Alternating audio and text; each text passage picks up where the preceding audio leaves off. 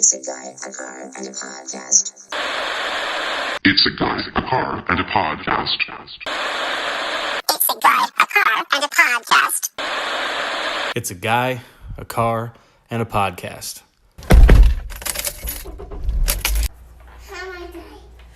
Buckle up.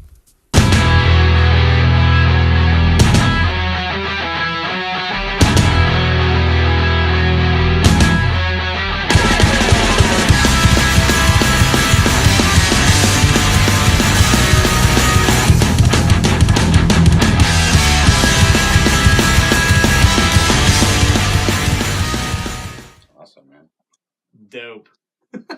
Well, now that we got, Yeah, now that wax rolling on this thing. Okay, yeah. I know you, but I really don't know that much about you. Like, we've been involved in stuff before. True. That's so, true. Yeah. Just from what I know about you, I'm super interested in just your backstory, like how you even got to this point, because it's like just a very loose observation of you, me having met you and then us starting to work together a little bit. It seems to me like you kind of came out of a very successful corporate life and then just like dumped, probably as a fanboy, I would imagine, into like trying to get into entertainment and trying to do all that sort of thing. But that might also be a really crude way of putting it. Like, where were you born? How did you grow up? Like, what's your backstory? Yeah, so it's kind of funny that for me, so originally I'm from California, and I'm thinking about a podcast I did because I think this is like my fourth one, minus the video. Oh, okay. Yeah, so it's so actually, showing your best side. Yeah, well, you know, Bobby's nothing if he's not a handsome son of a bitch. Well, you know what's funny is. I literally did 2 with Jeff Guetta, and I did one. Did you? Yeah, I've done 2. Well, I was like involved. I didn't know Jeff did a podcast. Oh, yeah. He used to. Here's the thing. So, like, with Jeff, he had some, like, I've got, like, this subscription thing, and I didn't really know how it all worked back then. Okay. But he was like, yeah, and so he's like, I got to use this because I'm paying for it, right? So he's like, I'm going to do these podcasts. I'm like, cool. And, because Jeff was my sound guy, right? Yeah. And we did, we used to do Talebu, and stuff, and which we can get into that as well. But totally. So he was like, yeah, I want to do this, and he's like, I want to do it on interesting people, and so he picked like one guy that he used to be like really out in left field, and his name is Simon Wong, and he did some really cool like ambient music, and he was like this metalhead, and then like. He pretty much did anything. He was like a super brilliant guy, right? Yeah. Kind of, well, I shouldn't even say that. He was socially awkward for sure. But, we connected because of music. And anyways, so Jeff said, hey, I want to interview Simon Wong. I said, hey, can I tag along? I'm like, am I allowed to?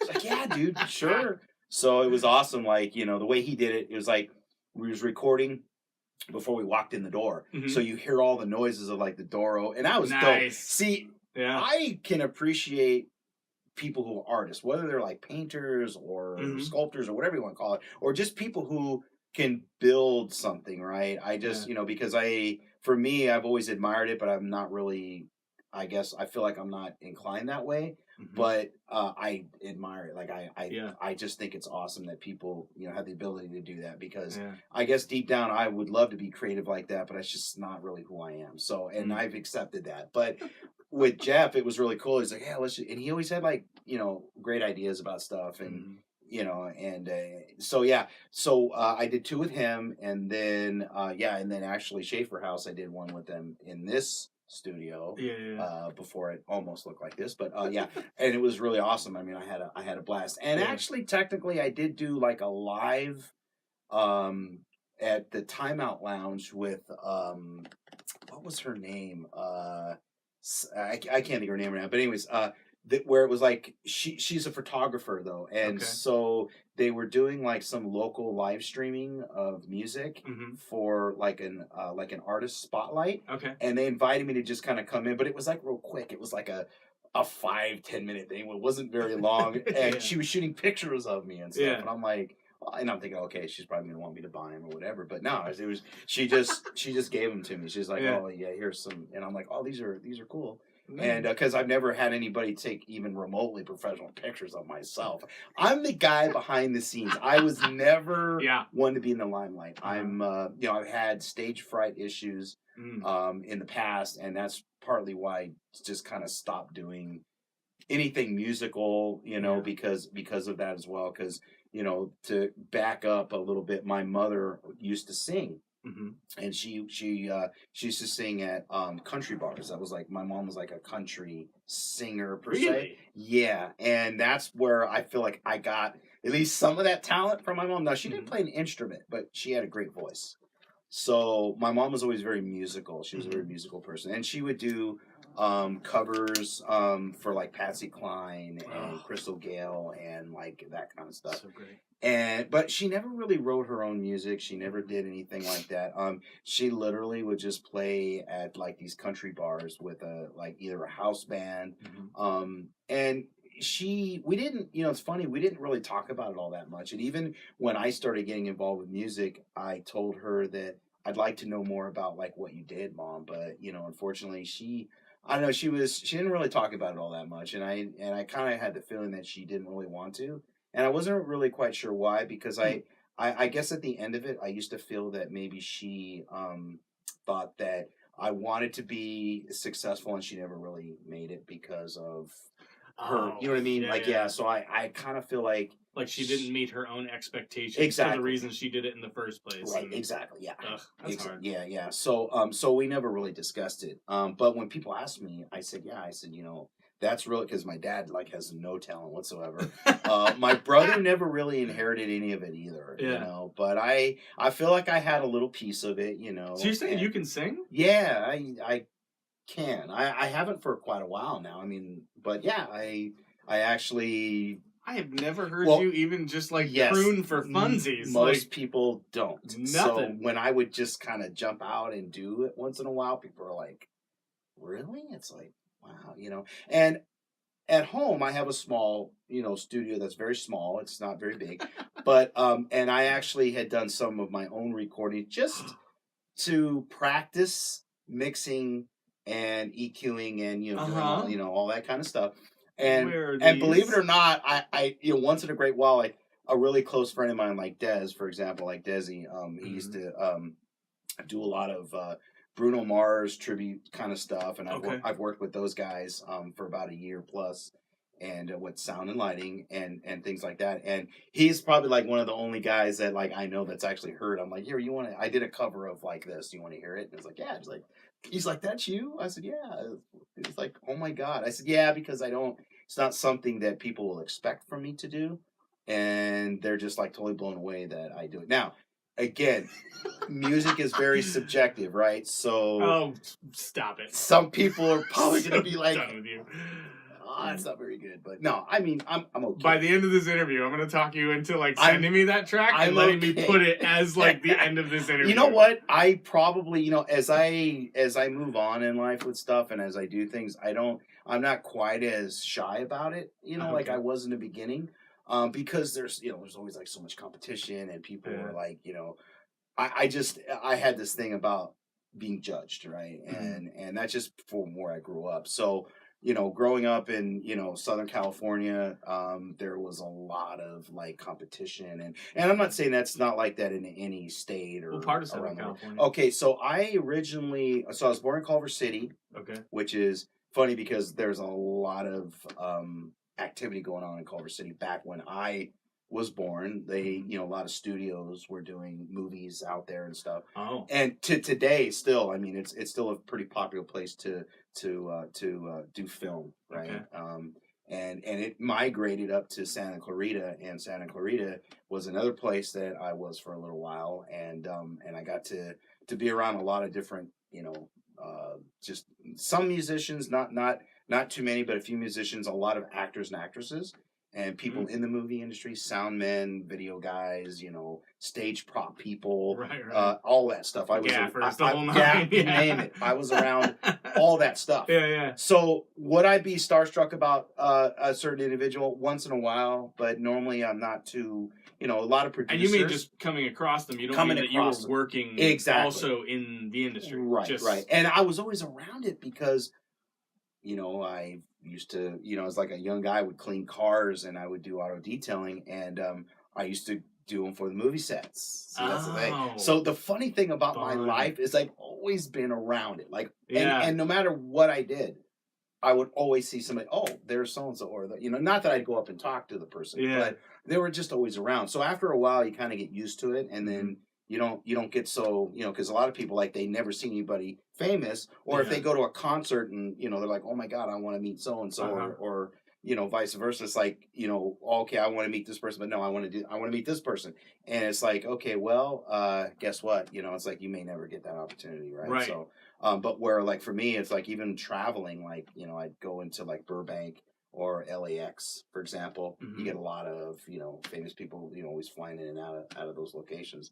And so sometimes, you do meet nice people that they're just, okay, so they're famous, but they're super nice, right? They're like, I mean, out of curiosity, because I have not flown a large number of times in my life, probably a grand total of somewhere between 10 to 15 times. Not a ton of times. That's still pretty good, actually. My ex-wife worked for U.S. Airways, and so as just part of her benefits, we would take flights every now and again, and one of them was to Burbank, because it's just like walking distance to the ocean. There you go. And on one of those flights, Chris Rock was flying from Sky Harbor to Burbank, and I was just thinking to myself, what is so significant about Burbank, California, that a famous person would be coming here? Like, what, do they live there? No, so what you have to remember is, so like Burbank is a hub.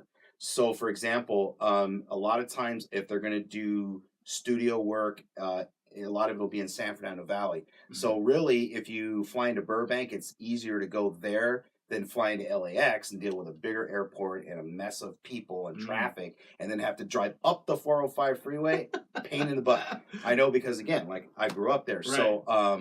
So it's a pain. And then of course they have the the 105, which made things easier. But yeah, so a lot of times people will just fly into Burbank, and it's closer. It's definitely closer. And the other thing too is they want to be away from the limelight when they're not in the limelight, right? So it's like, so they'll stay in Santa Clarita. So that's another reason why they would fly to Burbank, because it's not a very far drive to get to Santa Clarita and stay at like a lot of them. It's funny because I used to stay there a lot for business, right? For my aerospace work. And I would work in Santa Clarita. So I can't tell you how many times I'm like, okay, I'm walking into the Hyatt Regency. That's like the fancy one out there, right, in Santa Clarita. So literally it's like, is that the Hyatt House, the Riot House, like what they used to call it back in the day? I'm literally referencing Almost Famous there, where they call it the Hyatt House. They call it the something Riot House, because I guess back in the 70s, like, no, I don't think so. Or whoever was just tearing that place up or whatever. But that's not the one you're talking about. No, this is just the Hyatt Regency. It's just a fancier hotel that people usually would love to stay at, because it's it's sort of more of an upscale. Now, it's not like Beverly Hills or anything like that. But for Santa Clarita, it's like literally the best place you can stay at. And they have really good restaurant there, and the services is really good, and it tends to be geared towards more business associate type people, professionals and things like that. That's it. Yeah, but you can literally just go to like Embassy Suites, which I think is really nice. But again, it's for your average person, and the price difference really isn't that much. So, which was surprising to me. But I was able to get away with it. So I'm like, okay, this is a really nice place. So I mean, I met, like, for example, like the last part, I think Tom Sizemore was staying there one day. And he was kind of out of his mind. Sorry, Tom, but you were. And he was like running across the street, and he was like all sweaty, and I was like, and I just happened to run into him, and I was like, oh, Tom Sizemore, like, hey, how you doing? He was like, like he wanted to just get in and like get away, right? Yeah. Also, No Doubt was there one time that I stayed, which was really cool. Now, Gwen wasn't, she was flying in, so I only met the rest of the band, and I didn't actually get to meet her, unfortunately. Which is par for the course, I imagine, like Paramore or just some of these bands where it's like, she probably isn't with the band. Like, she's her own thing, and the band's just where they are. Because literally, it's like, what would happen was, so I used to have a girl who used to do recon. She used to be a server there, and so like when I would stay there, I would call down and order room service. She'd call and say, oh, by the way, so and so is downstairs if you want to go. She'd always tell me, so oh, so and so's downstairs. I'm like, oh, maybe I'll go just kind of mosey on down there. Yeah. It's good, I feel like people watching is fun. Celebrity watching is weird. Like Yeah. it's just to watch somebody exist that knows everybody's looking at them, and just to kind of watch them flip through their phone or do whatever it is they're doing. Like just to imagine how stressed must they be all the time. Yeah. Well, again, for me personally, like I get it because I've been around it for so long. That's why for me, I don't really, I mean, if it's like if I bump into them, I'll be like, oh, hey, you're so and so. Hey, how you doing? It's nice to meet you. Whatever, right? I don't get too wrapped around them going, oh, I just, like I want to follow them wherever they go. I'm just not that way.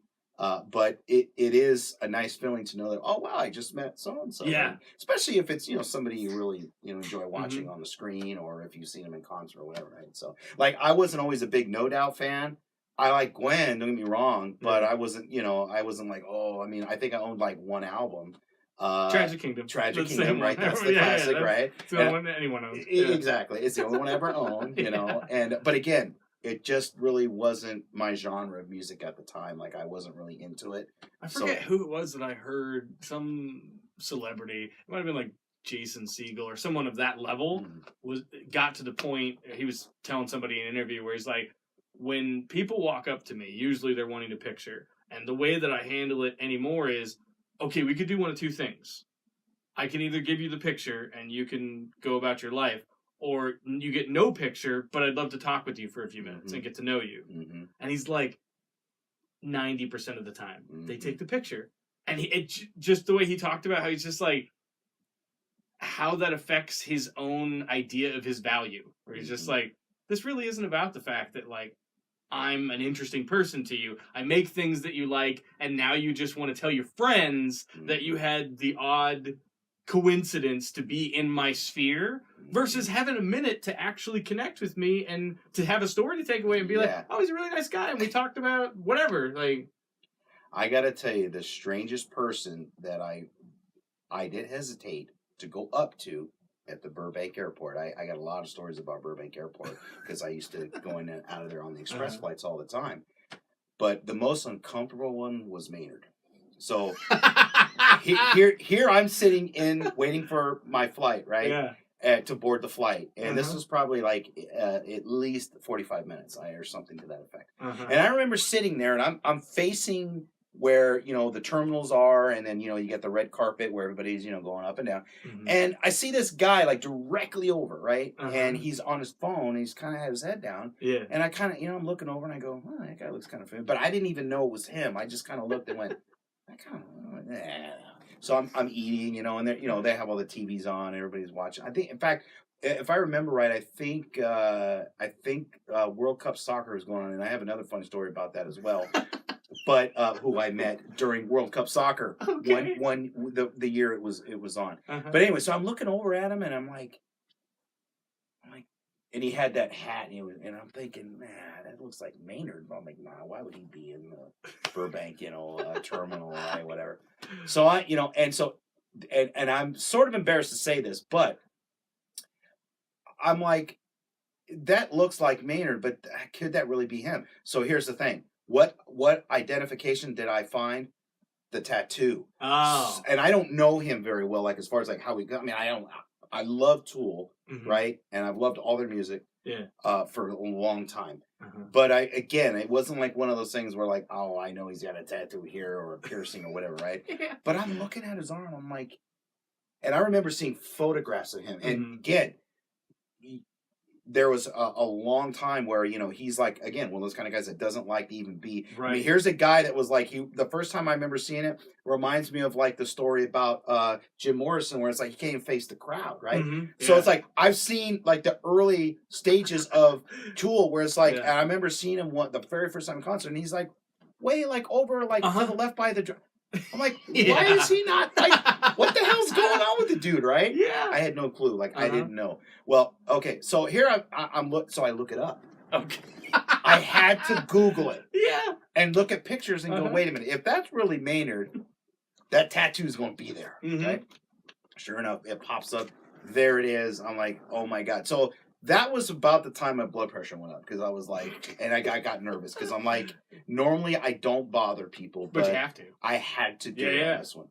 That was super uncomfortable because I got up, I walked, and there was nobody around him. And like just getting up and walking, that was hard. It's like you're overriding all of your instincts to just not do it. Because I you know what's funny is I was kind of afraid of him. Like not like he's gonna hurt me, but he's such a disaffected human being. You know what I'm saying? Yeah, like it was really odd. But I mustered up enough guts to get up and walk over to him. So he he's on his phone and he looks up at me. And now, granted, he's right at that terminal where I'm supposed to go.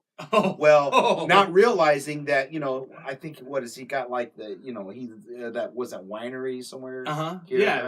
Or whatever it is, right? Got a couple of them. Yeah, right. Yeah. But I remember, I didn't even know that until I looked him up. Like literally, all these years I've never looked Maynard up, like ever. Yeah, right? he's because he's such guy, a strange. So like, why would I? And it didn't intrigue me, right? But I do love the music, right? The whole music of it. Yeah, right? yeah. And I love the guitar stuff. And so I was like, you know what? Like, what am I going to say to him when he looks up at me? It's like, okay, the standard, like, oh, hey, you're Maynard, love your music, whatever, right? So I walk into him. So he looks at me. And I was like, wow, I just like in my mind, and I said, oh, you're Maynard. Hey, nice to meet you. I love your music. I'm a fan, that kind of thing. And he hesitated for a second, but he shook my hand. Nice. And of course, the next question is, I'd like to get a photograph. Now, here's the thing. Yes, wrong thing to ask. I guess. Because he looked at me when I asked, and he's like, I don't do that, or something. He's like, right. He's like, but he did say it nice. I mean, he just goes, oh, I don't do that, and I'm like, okay, that's fine. I'm like, I just wanted to meet you, and like literally, like at that point, I was kind of like, okay, you know what? I had to ask because I know he doesn't really like to take photographs. Yeah, he doesn't like being photographed. So, and I've read that years ago that he doesn't like to do that. Even though, there are people like if you do Google it, you'll see that over the years. You will see him in pictures with fans or whatever. Yeah, but it's not something that he likes to do. So I'm like, okay. But I said I had to ask because usually when I come across other especially actors, they love it. And I'm sure other musicians are the same way, but I just knew he wasn't like that. But I had to ask. It does make you wonder. It does. Like with how popular he got. You don't just trip into that. No. It takes a lot of effort to get that popular. Sure. So why? Yeah. Exactly. Why if he's such a introvert? Why if he's just claims to be so I don't know, just anti-establishment. I get it when you're young. Why? When you're young, like you're against everything, and I told him, like, it's almost like he made a band. I mean, the name of the band, Tool, speaks volumes about the way he even feels about life. But it's like he made a band just to give like a middle finger to society, and it's like he pushed it to make sure the middle finger got seen, but then all people really saw was him. And he was like, oh, well, that's not what I meant to do that. And now he's just kind of stuck with it. But again, you could just stop. You could just quit. You don't have to even take the Kurt Cobain way out. Just stop. Just get sued by your record label, pay off the settlement, and now you're not in a record deal, and no one expects a record from you, and go move to Arizona where he lives now, and just whatever. But he doesn't. He continues to do his thing and obviously enjoy the money. So I can't figure out. Like I listened to him on Rogan, what was it, a couple months ago? Yeah. And he seems like a really interesting, strange guy. But like again, you wouldn't even accept the invitation to go on the biggest podcast in the world unless you wanted attention. Like I don't know. Yeah. Well, again, I really feel like. He has to push himself. Like, I mean, I think there are people that they're happy to do it. And then there's others that are probably kind of, I don't know if I really want to, but I will. Mm-hmm. And I just feel like somebody like Maynard just doesn't want to, and he's got to force himself. And here's the other thing too, is I remember, reading an article once, not too long ago, where, and it was an old one, but I happened to run into it, just doing my normal searches. I like to do research. So, especially like Google stuff. But his voice is pretty trash. Like he's admitted that all of that singing all those years has trashed his vocal cords, right? And it's not like he does severely heavy metal screaming, screamo, all that kind of stuff, whatever. And but I remember reading about that. But yeah, so literally it was like a quick like maybe 1 minute. It wasn't even that long. But you know what? The worst part of it is He was on, and then I realized he's on the same flight to Phoenix. And you're sitting right next to him. Well, no, but how you doing? guys like that typically have business. Like I Yeah. was Southwest, right? Because I usually take Southwest flight. Yeah. So I call it the cattle call with the ABC, right? Well, he literally probably had like A1 or something, or whatever, right? Business Select or one through, like I think it's 10 or 11 or whatever it is. And I think I had like I was late in the A's. But the funny thing is when I get on the plane, when you walk in, like, there he is. Yeah. To the left of me. Yeah. There he is to the left. Oh, hi, man. How you doing? It's like, what am I going to... It's like, I just totally just walk by. I'm exactly that lame. Getting on a flight, I'll always just start, like, scanning first class. Be like, who's here? Who's here? Who's here? I was like, Never anybody. Right. And it's usually, like, again, business-type people. Right. Most of the time. Not always, but most of the time. And, so I remember, walking by him, and I'm like, oh, okay, and it's like... And and you're just in that flight where it's like the like hour and hour 15 minutes or hour or whatever it takes, and it's like, oh man, Maynard's like sitting 6 rows up from me. It's like, damn, it's I don't know. I just it's a strange thing for me because what's the odds that you're going to run into that individual at that exact date, time, the whole 9 yards, right? But again, the more you travel, especially to Burbank, or I even have a few LAX stories where I'd run into people. In fact, even a guy from the Powell Peralta skateboarding team. Oh, wow. Right? Yeah. It wasn't. Yeah, it was one of Tony.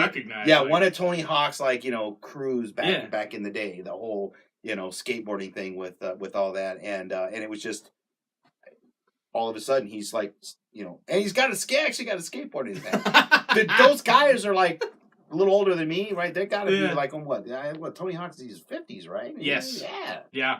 So it was kind of crazy to like run into one of his old crew at the LAX airport. I was like, oh my god, it was really crazy. But yeah. So literally, I walked away, and I saw him on the flight, and then it's like, he gets off, and of course, it was just him, like no baggage, no nothing. It's like. Just had his cell phone, and that was it. It was, So, and it's rare that I do that, but occasionally, I feel like it's warranted that. Yeah. Because what's the odds that will happen again? See, that's the thing. Unless again, you're somebody that travels all the time, and it's not like there was a time where I was probably traveling from Phoenix to Burbank at least once to twice a month for like a whole year one time, which I hated it because you got to deal with TSA and you got to deal with the whole this and that, and it just sometimes you just don't want to. It's a lot of stop and go, hurry up and wait. It's I don't like it. I really don't. But it was part of my job, so I'm like, well, I got to go do this, and funny thing is when I lived in California before I moved to Arizona, and I everything I did was out there, which was kind of nice. So I never really had to travel. And again, I grew up traveling because of my dad. And my dad was always like, oh, let's go on a cruise or let's go do this. And, fun. Yeah. So I was fortunate as a young kid that, or at least a teenager, is probably about the time I started traveling with my dad and my brother. But I was fortunate because we'd always fly to Florida and then jump on a cruise or something. My dad, kind of was on that kick for a while. And they're like, oh, we're gonna go to Vegas. All right, cool, Dad. Here's $100, kid. Leave me alone. Go play some video games. That's kind of how my dad. I'm gonna go drink and whatever. That's how my dad was. He definitely played as hard as he worked. That was the way my dad was always that way. And so but it was being on flights when you're young.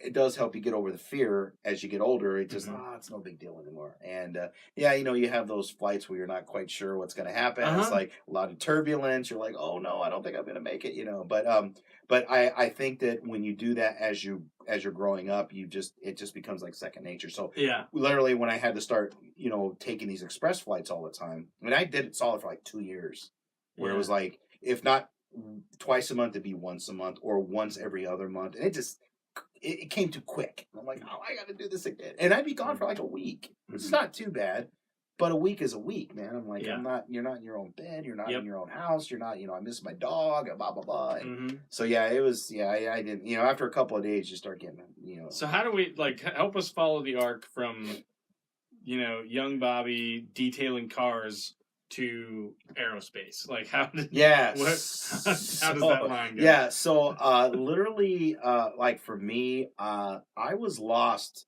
up until I hit like my early 20s, and I feel like even then I wasn't quite sure what I wanted to do in life. Mm-hmm. There is one common denominator, and that's music. Like I always wanted to be involved with music.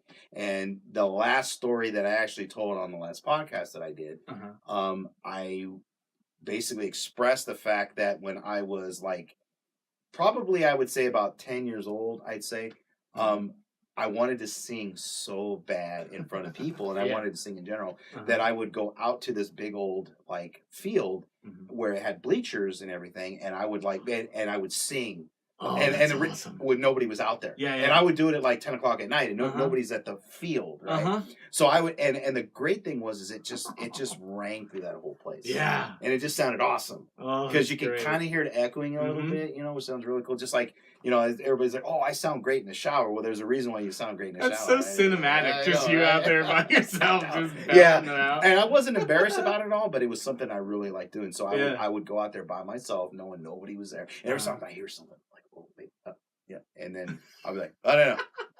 Yeah, so I did that. And that's how I would practice. Okay. So people ask me, they're like, well, like if you like to sing, like how do you practice? I'm like, I just sing, Yeah. And throughout the years, the best way that I did it, instead of doing it in front of people, was literally in my room. So that's what I did. And I would just always throw on cover songs of whatever I liked, and I would just do it. And I literally did it religiously, like not every day, but I would do it at least maybe 2 times a week. And I would, and then it just got to the point where I would just continually do it until I nailed it the best I could do. And then when I thought I was ready, I was like, okay, well, maybe I could sing a little bit out in front of somebody and just kind of get the reaction and go, oh, really? You sing? Oh, yeah, a little bit, But when I was a little kid, my mother actually, that's when I first started singing, is my mom would get me to sing these country songs, which I didn't really. Well, when you're young like that, you don't really think too much about it. It's just, so I started memorizing some of the music, and then I would we'd be like driving in the car, and she'd say, okay, sing this now, and sing along to it. Okay, Mom, and then I would do it, know. And then she had a boyfriend once, after she divorced my dad when I was very young, and he also was a guitar player in a band, and he would sing, and I would I would be with them, and then something would come on, the music they like or a song they like, and then they would start singing it, and then I would be like, okay, I'm gonna try to see if I can do this, and then literally I would just start singing with them, so we'd all sing. I don't know, it was kind of funny back then, but and so I literally started at that age where I would practice, and then as time went on, I'm like, I don't really want to sing that. I want to sing that, I just I'm going to go to this. Mom, I don't want to sing that no more. That's what I used to tell her. Mom, I don't want to sing that no more. So, yeah. And so. Was that hard? Because, I mean, she obviously had her whole career in it. And with me in music, it was more I was playing electric guitar in my room and stuff. And my dad would come back and close the door or something because he was watching TV. So I always just felt like music was my thing. Nobody else was really going to care about the stuff that I cared about. But you came up in it kind of being mentored by somebody and being told, sing this, do this. So the moment you break away from that, was that rough? No, it actually wasn't. It was super easy. It was super, you're I'm out, Mom. Yeah, it was super easy. Yeah, because it just felt natural. It felt, I guess it felt right. I guess that's the thing. And, me personally, I'm always about the feeling, see? And I will sacrifice pretty much anything for that feeling, right? So, for example, did I work at a location for a whole year and I never got paid? Why? Because I chose that. I like this so much that I don't even care if I get paid. I just want to do it. And I didn't let money influence it at all. And granted, it helps when you're in a certain situation. So, if you're somebody that's living on the streets and you're like, oh my God, I have no money. And then, I'm sure that does change the dynamics of what you're trying to do. But when you're in a place where you know that you've done at least enough responsibility where, okay, I'm not starving, I got a little bit of money, I could do this and not worry about, that part of it. And so for me, it never got to the point where I thought, okay, I want to go and actually perform in front of people. And, even though deep down I wanted to be a singer, that was the only thing I wanted. I didn't want to play an instrument. I just wanted to sing.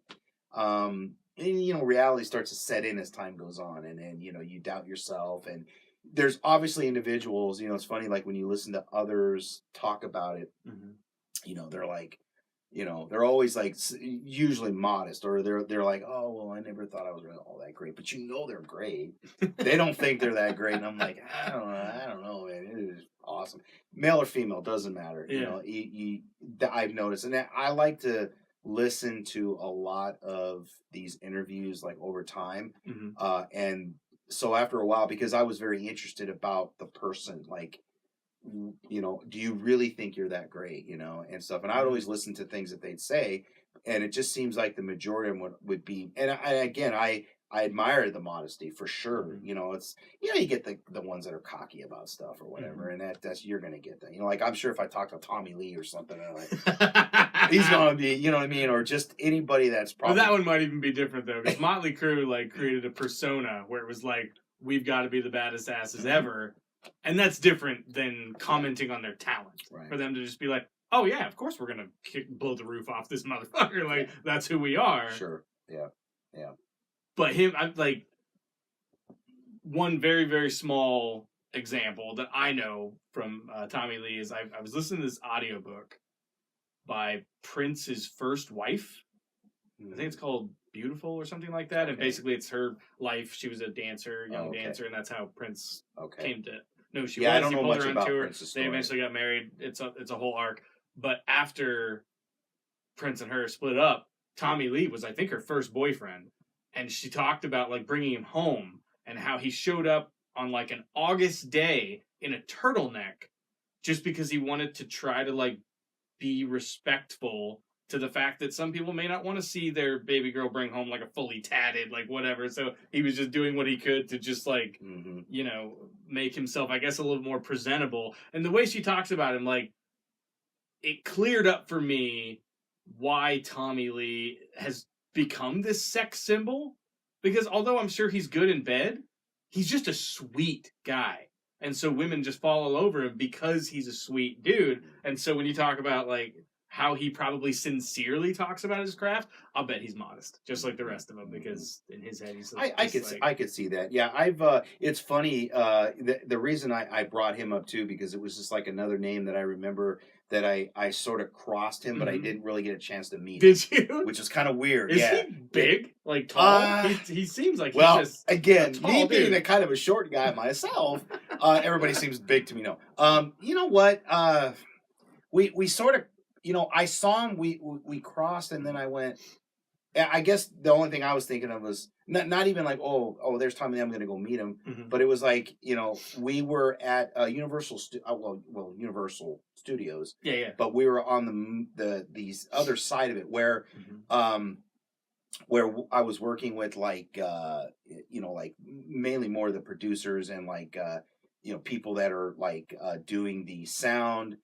We would go into the sound booths and stuff. And in fact, I remember the first time I saw Danny Glover and Mel Gibson in a booth, and I didn't know what they were doing. Right?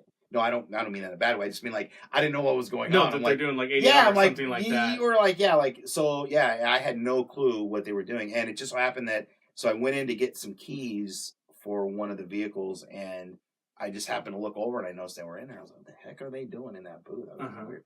So yeah, I was like, wow, thinking I'd see him in, some other location where they were filming something, right? Instead of doing just audio, right? Right. So at the time I had no clue what they were doing. And then later on I kind of figured out what was happening. But again, it's like crossing those guys, but never really getting to meet them, right. Which was kind of a bummer.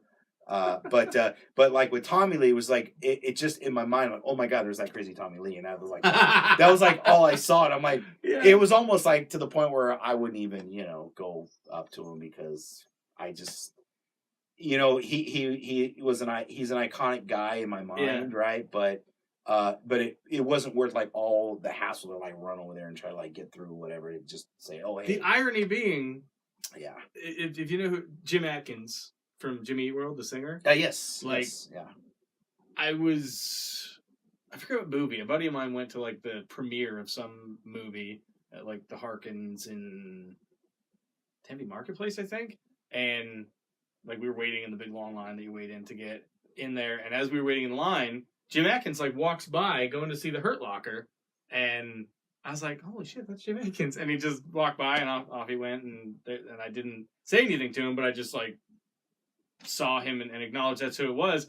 And so we get up in our seats and stuff, movie starting in like 10 or 15 minutes. I'm like, I'm going to go hit the head. So I run down to go to the bathroom, and like as I'm leaving the theater, and the bathroom's like right across the hallway from the theater, Jim Atkins is like, the movie's over, and he's like leaving the theater, and so I'm in his path, like I can cross him, but I don't have it. It's basically like here's what I learned from that whole Chris Rock experience, and why I think I would do things different now. Because with Jim Atkins, I enjoy Jimmy Eat World's music. I'm a fan, but like, I didn't have the maturity in the moment to like say hello and greet him like a human being. I walked my hand into his hand, like just to shake his hand. I remember like he was all like startled by it. He was just like, what the hell? And I'm like, I'm sorry to geek out. I'm just a big fan. Just wanted to say hi. Yeah. And he like smiled at me and he was like, oh, cool, man. Yeah. And then he like walks off and he's gone forever. Yeah. And I just feel like an idiot, like such an asshole for not being more mature about that. But in juxtaposition to the Chris Rock thing, I'm sitting in the terminal with my ex-wife, and we're just sitting there just waiting for the flight and what have you. And I look up, and Chris Rock is just like walking by, and I look up, and he looks at me maybe 5 seconds after I look up. And so he's caught me in enough time that I haven't made the physical, like, the posture, like the change of face that you make when you realize you're looking at someone famous. So he catches that. Yeah. He sees me go, oh, and he just like nods his head at me as if to be like, that's what I call the look. That's and he like keeps walking, and he's got these two ladies with him, and he sits not far away, and it's so, like I felt both fascinated and ashamed to be American in that moment, because I can see and hear people saying to each other, I think that's that comedian Chris Rock. And people are like getting on their phone and being like, hey, I'm down at the airport right now, and Chris Rock's over there. It was so weird where I'm like, there's no way he doesn't know that this isn't happening. It's so weird. But what bothered me about it was, I think my ex-wife was even like, you should go say something to him. And I was just like, no, dude, he's like, doesn't want to be bothered, whatever. But what was weird about that was I had just seen his movie, I Think I Love My Wife. And it really changed me. It was a very well-made movie, even to the point that one of like the linchpin songs in it is a Foo Fighters song, because they were trying to make this point about how black people listen to too much black music and white people make good music too. And so me being like a huge Foo Fighters fan, it was a big deal that like Chris puts this. So I had this huge thing that I could, like this genuine intellectual conversation that I could go engage Chris Rock in, and I didn't, just out of like, I don't want to bother him. And yet Jim Atkins, who arguably is nobody, like most people probably don't know who that is, I like idiotically walk my hand into him just because I got to say hi to a guy who lives in my state. I know people who are like related to him. Like, if I really wanted to meet him, it wouldn't be that hard. He lives in Arizona, right? I'm guessing so. Yeah, I'm not that big of a fan. I've heard. But... Yeah, I've actually never run into him either, I feel like every time I start a conversation with somebody in Arizona and just the band Jimmy Eat World comes up, they are always just like, oh yeah, my buddy's his brother, or I was in Mormon church with one of, like, there's just always, it's like the 6 degrees to Jimmy Eat World in Arizona is nothing. You know somebody who knows him. That's how it works. So yeah, it's funny because I do have one of the best stories of meeting somebody that I definitely loved the music, admired just his vocal ability, and he lives in Arizona, and which I was very, very fortunate enough to not just meet the individual, not just get a photograph with the individual, but I was able to sit down on a flight for an hour and 15 minutes and actually, well, we spoke for about half of it. The other half, he had a book in his hand, so I get it. Like, he had nothing in his hand on the other hand, but a book in his right hand, and I was like, okay, he's probably at some point going to want to like read his book. But Chester Bennington from Linkin Park. So so I got to meet him. I got to sit down on a flight from basically we were going into Burbank from Phoenix, right? And so what happened was I was sitting there and people were lining up. I was getting ready to get up, and I didn't realize that, he was like second in line. And I did have business select, yay! So I was happy about that. I'm like, oh, I got business select. This is cool. And I think I was like the fifth, number 5 or something. Yeah. And I remember and people were already kind of lining up in the A slot, and I was maneuvering my way in, and next thing you know, I'm like the back of him, and I'm like, I stopped, I had my carry on, and I'm looking, and I'm like,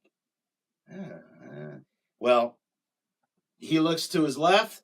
As I'm like staring straight, just looking, down the terminal area, and the Terminator computer. I was like, just like wait a minute, up the pixels. You're like, that's him. Yeah, I'm like, wait a minute, oh my god. So, okay, granted, starstruck. Okay, the guy behind me, I said, do you know who that is? he goes, and some suit guy, right? Oh, I don't know. No, I don't know. He's like, I don't know who that is.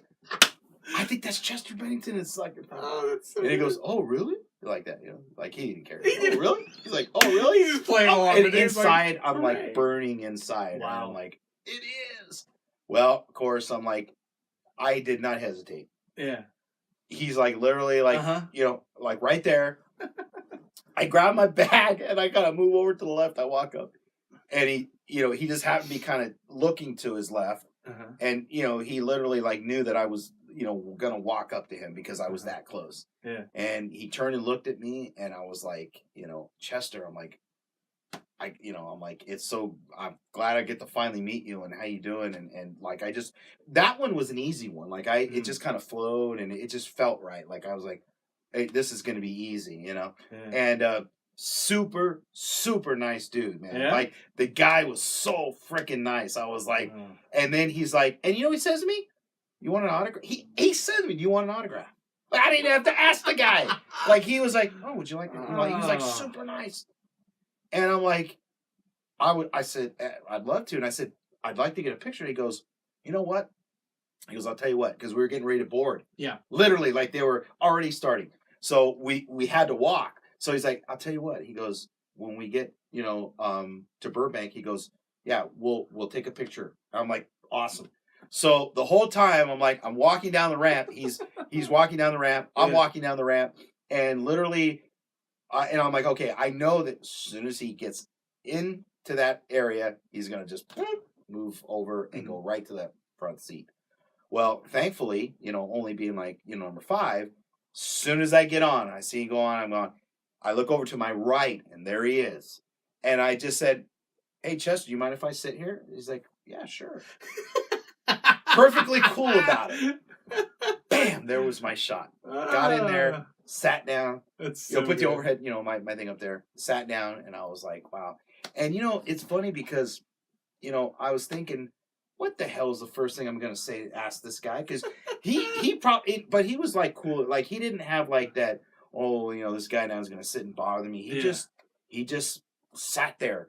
And like when I sat down, I got my overhead, all done and everything. Got my bag up in the overhead. I was like sitting there, and I was thinking for like the first 15 seconds while people were boarding. What am I gonna ask him? What's the first thing I'm gonna ask this guy? Like I've got to come up because I didn't know, because again I'm not the kind of guy that does stuff like that. Like I'm not gonna just think about things to ask. Was this like beyond first album? Chester Bennington? Yeah, like, Was this after like Club Tattoo and just like after all the success? Yes, I met him. How long has it been now? This was probably a couple of years ago, at least. Oh, no kidding. Yeah. So this is like it wasn't. It was pre-Goodbye Chester. Oh, you bet. Chester. Mm-hmm. Yep. Yeah. Damn. So I'm thinking, okay, it's like, wow, what am I going to say? So, everybody gets on a flight and they do their thing and stuff. And we I didn't say anything up until this point. We took off. And once we got up to the cruising altitude, I just said, Chester, I got a question for you. I didn't know how to. I'm like, Chester, I just got a question for you. I'm like, and the first thing that came to my mind was, I'm like, what's it like to play around the world? Like, what's it like to just play in all these cool places and like all the, you know what I mean? Like just around the world. And that was like the first thing that came out. And he said, he goes, I got to say, he goes, he doesn't like to really travel. That's the thing he told me. He's like, I don't really like traveling.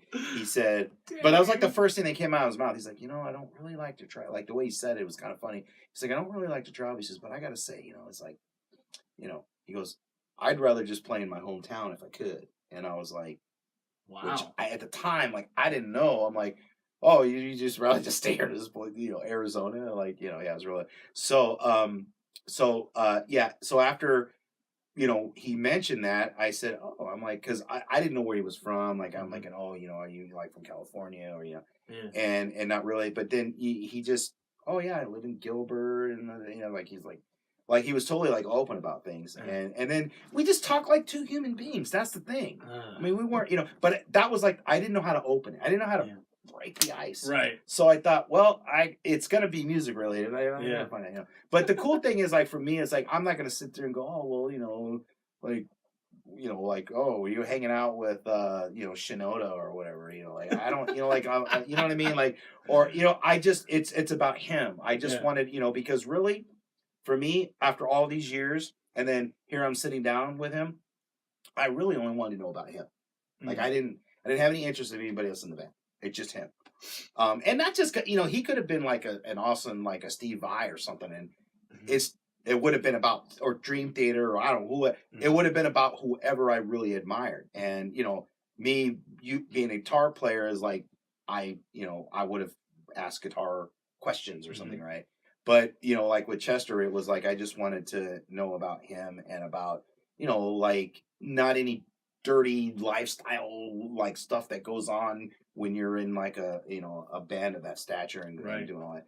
I just wanted to know about him, and knowing that he had the book in his hand, I'm like, okay, there's going to be a point where he's going to like not want to talk and he's going to want to read his book and stuff. So we talked at least for a good solid maybe half an hour, I would say, because again, that flight's pretty short. It's like an hour 15 minutes or whatever. But once you get up there, it's like half an hour. It's like, okay, now we're ready to come down. So you don't have a lot of time. But I wasn't worried about that. It wasn't even about that. It was just, once I broke the ice and we started talking, he just was, very talkative, but not too talkative. But like me, I'm rambling almost, right? And when you're up there, a lot of times your hearing is all jacked up anyway. So a lot of times like, oh, what do you think? And he, he was kind of a soft spoken guy. Like he wasn't very loud. He didn't really talk very loud. And so again, I felt like I was doing most of the talking, but we were just having a conversation, and we talked a little bit about Gilbert and about the heat, and he's like, oh, what do you think about, and then no one from us from California, he had asked like some, we would talk about like, oh yeah, I've been to Universal because again, it's like, okay, I've done like a lot of stuff around California, and I was basically telling them like before I moved to Arizona that like, oh my God, I'm moving from California to Arizona. I got to do everything I got to do because I don't know if I'm ever coming back, So we were talking about like the Tutankhamun, like I did, the museum thing that they like the exhibit that they had before I left. And he's like, oh, I went to that too. And I'm like, oh, dude, that's cool. And, so we just talked about stuff like that. But, it started out where I wanted to know about the music. Yeah. And like, and then it turned into just being a conversation with two guys. Yeah. That's literally what happened.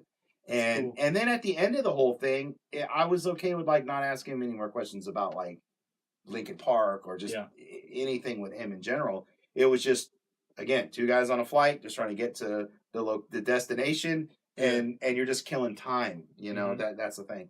So and it was really cool. And then so we land, everything's good.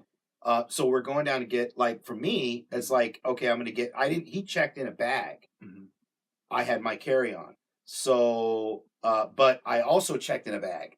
So we were, I had to use the restroom. I went, made it all the way down to get the baggage, and I see him, and I'm like, hey, he promised me a picture. So I walk over, and I'm like, he sees me walking up, and he's like, hey, you want to take the picture now? I'm like, dude, this is a perfect time. So, hey, I'm like, can you take a picture of me and him? Yeah, I had to ask 3 people because like the first person was like, oh no, I'm or like I gotta go, and I'm like, hey, you, and like they were kind of shy, and then the one guy goes, I'll take it, and I'm like, awesome, just so.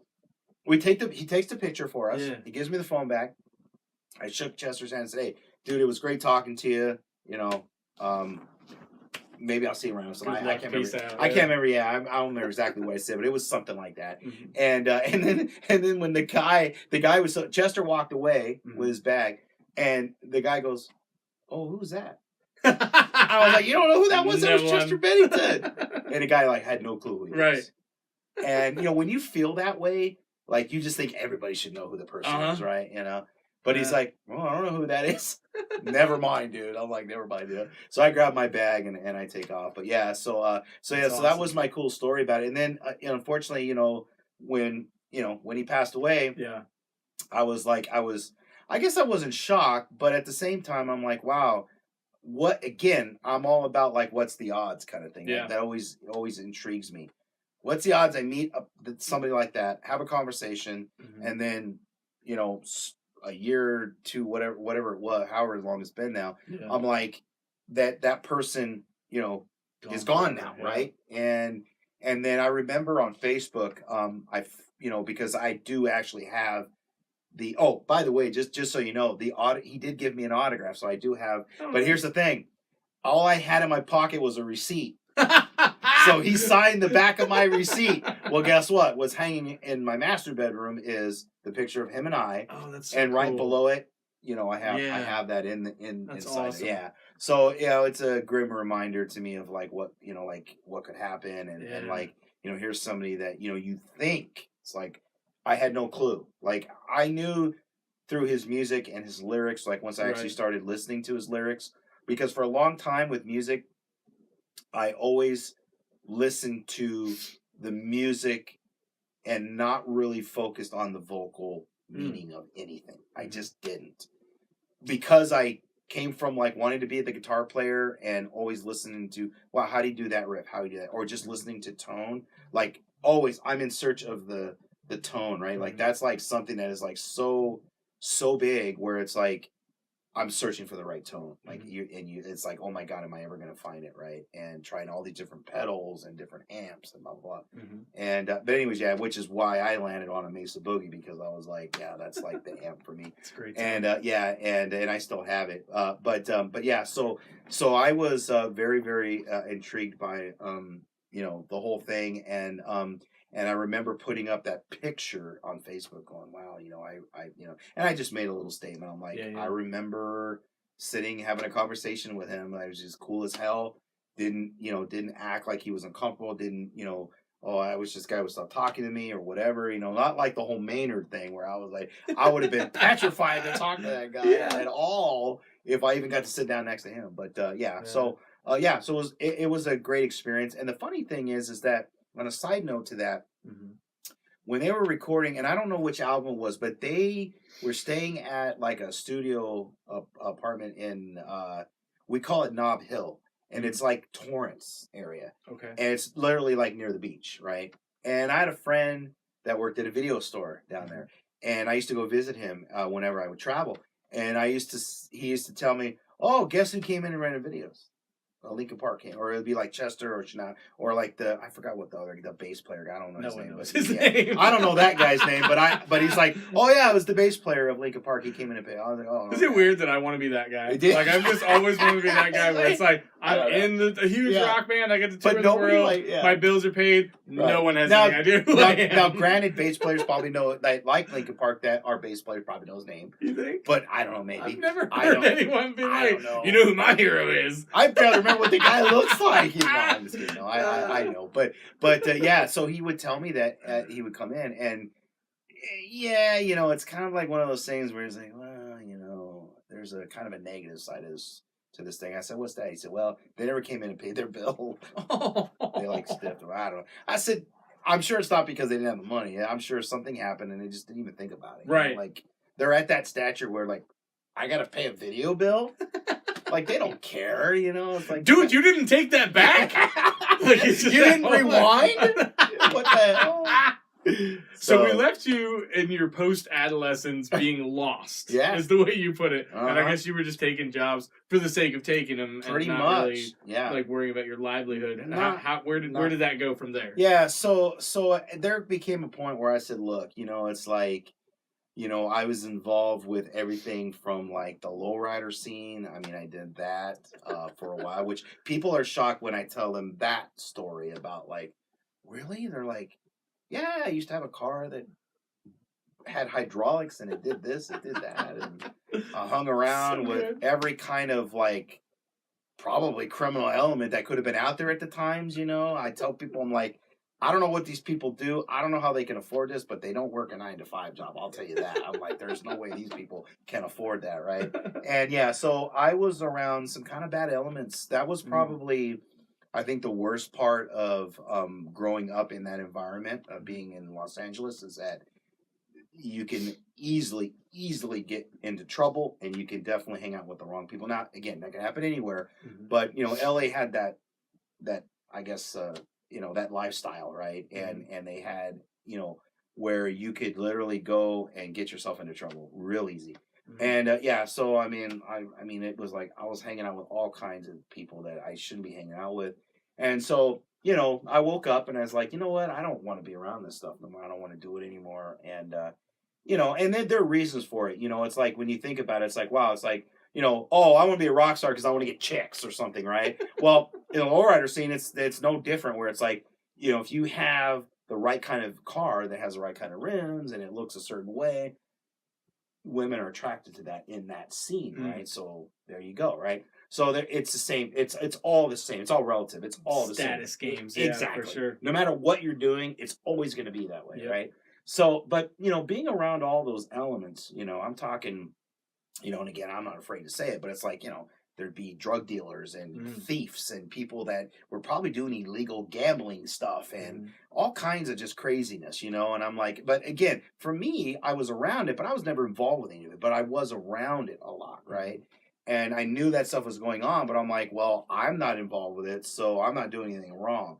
But what I didn't realize when I was young, that you got to be really careful about who you're around, because you could get shot, you could get stabbed, you can get maybe not kidnapped, but you know, you who knows, right? Like you just don't know what kind of crap goes on until something happens to you. You know, I mean, I'd be afraid to break down on the 110 Harbor Freeway because you're near Compton or you're near Linwood or something like that. So growing up around a lot of that stuff, Gardena was another one that was pretty bad.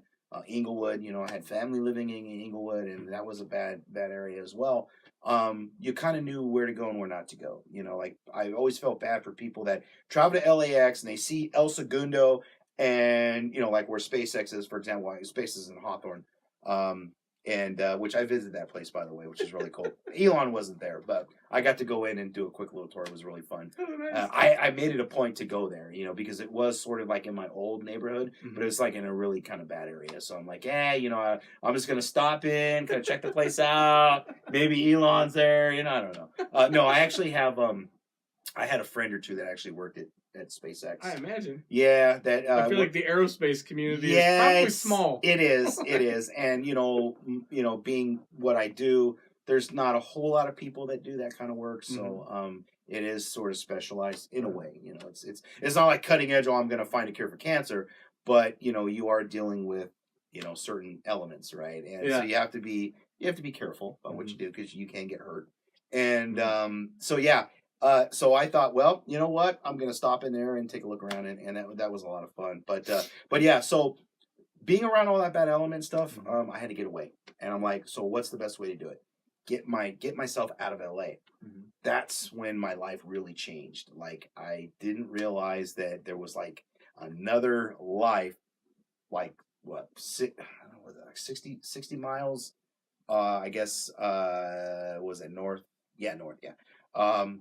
That there's a whole nother like life that I could be in. And that's exactly what happened. So when I moved away from LA, I had to unplug myself from all of that craziness. And it took a little time, because you got to remember, you know, I was ingrained down in there. So, you know, you grow up meeting a lot of people. And like, I used to tell people all the time that part of my goal when I was young, like that age, I wanted to meet as many people as possible. I like basically got off on the fact that I was going up and down the coast meeting people all the time. And I was like, oh, I know so-and-so. And I'd be going to parties literally like anywhere for the most part. I mean, it could be like Redlands. It could be Malibu. It could be, somewhere on PCH. It could be Torrance. It could be Rolling Hills, Palos Verdes, and then I'm gonna go to Venice and hang out down there, or so a lot of just meeting people and like we're gonna throw a party and so it was really cool. So I moved around a lot, you know what I mean, like just trying to meet people, which was really awesome. But yeah, so once I got out of that scene and I moved up to Santa Clarita, which is by Magic Mountain, everything changed because I met a different type of person, like for myself. Like I was meeting all these different types of people, but they were way different than the people in LA. Like it was like, oh my God, like, and it's not really that far, but you're like, oh wow, you're like so different than like the people that I've hung out with, or like the people you would expect, right, to meet. And to this day, like I literally met my best friend Chris, and we're still friends to this day. And he literally became like one of my best friends ever. And if it wasn't for that move that I made, I would have never met him. And he's just been a great friend through thick and thin. Like we all, at least I would think the majority of us usually at least have one really really good friend like that. He's like that one really good friend, like the guy that literally you're not afraid to say anything to. You're not really embarrassed about the mistakes you make, where you're like, oh man, I need help. I did this. I shouldn't have done that. Not that I've had a lot of those, but it's like I consider myself a pretty humane, like good person. But occasionally you do stupid things. It's like maybe I shouldn't have drank that 40 ounce of Old English, and you know what I mean. Like I've done some kind of dumb things, but not to the point where it was like super super dangerous. But I was I was around a lot of dangerous people. And the environment was toxic, right? And there's something to be said about the fact that you're around all that danger. It is exciting. I'm not gonna lie. It's exciting knowing you're around these badass guys, or like these super hot chicks that are around all these badass guys. It's like, hey, it does do something. And when you're young, you're really influenced, right? And me personally, I've never been a leader. I've always kind of been a follower, I guess. And I didn't really like being that way. And over time, I've changed because I don't feel that way anymore. It came to a point where it's like, and I didn't sit there and go, do I want to be a follower all my life? It was just, I kind of knew where I was. And I'm like, I don't really want to do that. I want to do my own thing. I want to be my own man. And I want to do things on my own. I want to make the decision, and not because so-and-so is doing it, right? So that became important to me because I knew the kind of person that I was. And I really liked the kind of person I was because you tend to follow, when you're a follower, you tend to follow like all these people that you think you want to be like, and then you find out that, oh God, I'm glad I'm not like that person. Yeah. Right? That is like so important that you find yourself early on, because you're going to make a lot more mistakes. You're going to do a lot of really stupid things until you realize that maybe I shouldn't follow this guy anymore, or whoever, right? And then you learn that that's not a smart move. It's not a smart move. But again, it was a slow process for me because I was very easily influenced by a lot of things going on around me. And then it was like all of a sudden, I was doing all these things, and then I'm like, you know what? It's time to focus on music. Like, do something with music, for crying out loud. Like, stop messing around out there and start doing something, right? And so being in Santa Clarita, it was a party atmosphere, but it was, they seemed to be more genuine people there in that location at that time. There wasn't a lot going on out there. There wasn't a lot of homes being built out there at that time. It was sort of nestled out, right? And the cool thing was, they were always filming movies out there all the time. And which was really cool because you'd see like these little signs and you're like, the heck does that mean? Well, once you understand, because they want to keep a secret. They only want the crew and the people working on the film to know where it is, because they don't want people coming in there and all that stuff. And they have security and all that kind of stuff. And being around the movie industry, I knew that. So when I'd see those little signs, I'm like, oh, they're filming a movie. It's like I remember when they were filming parts of the Titanic. Believe it or not, they did some of like the I forgot what they call that, but there's like where there was an area where they built like a miniature Titanic, Mm-hmm. and they did some kind of FX stuff or whatever they were Yeah. doing. And I remember seeing part of it. Like I saw a little bit of it, and I'm like, Wow. oh, okay, that's really cool. But again, you don't know it's Titanic.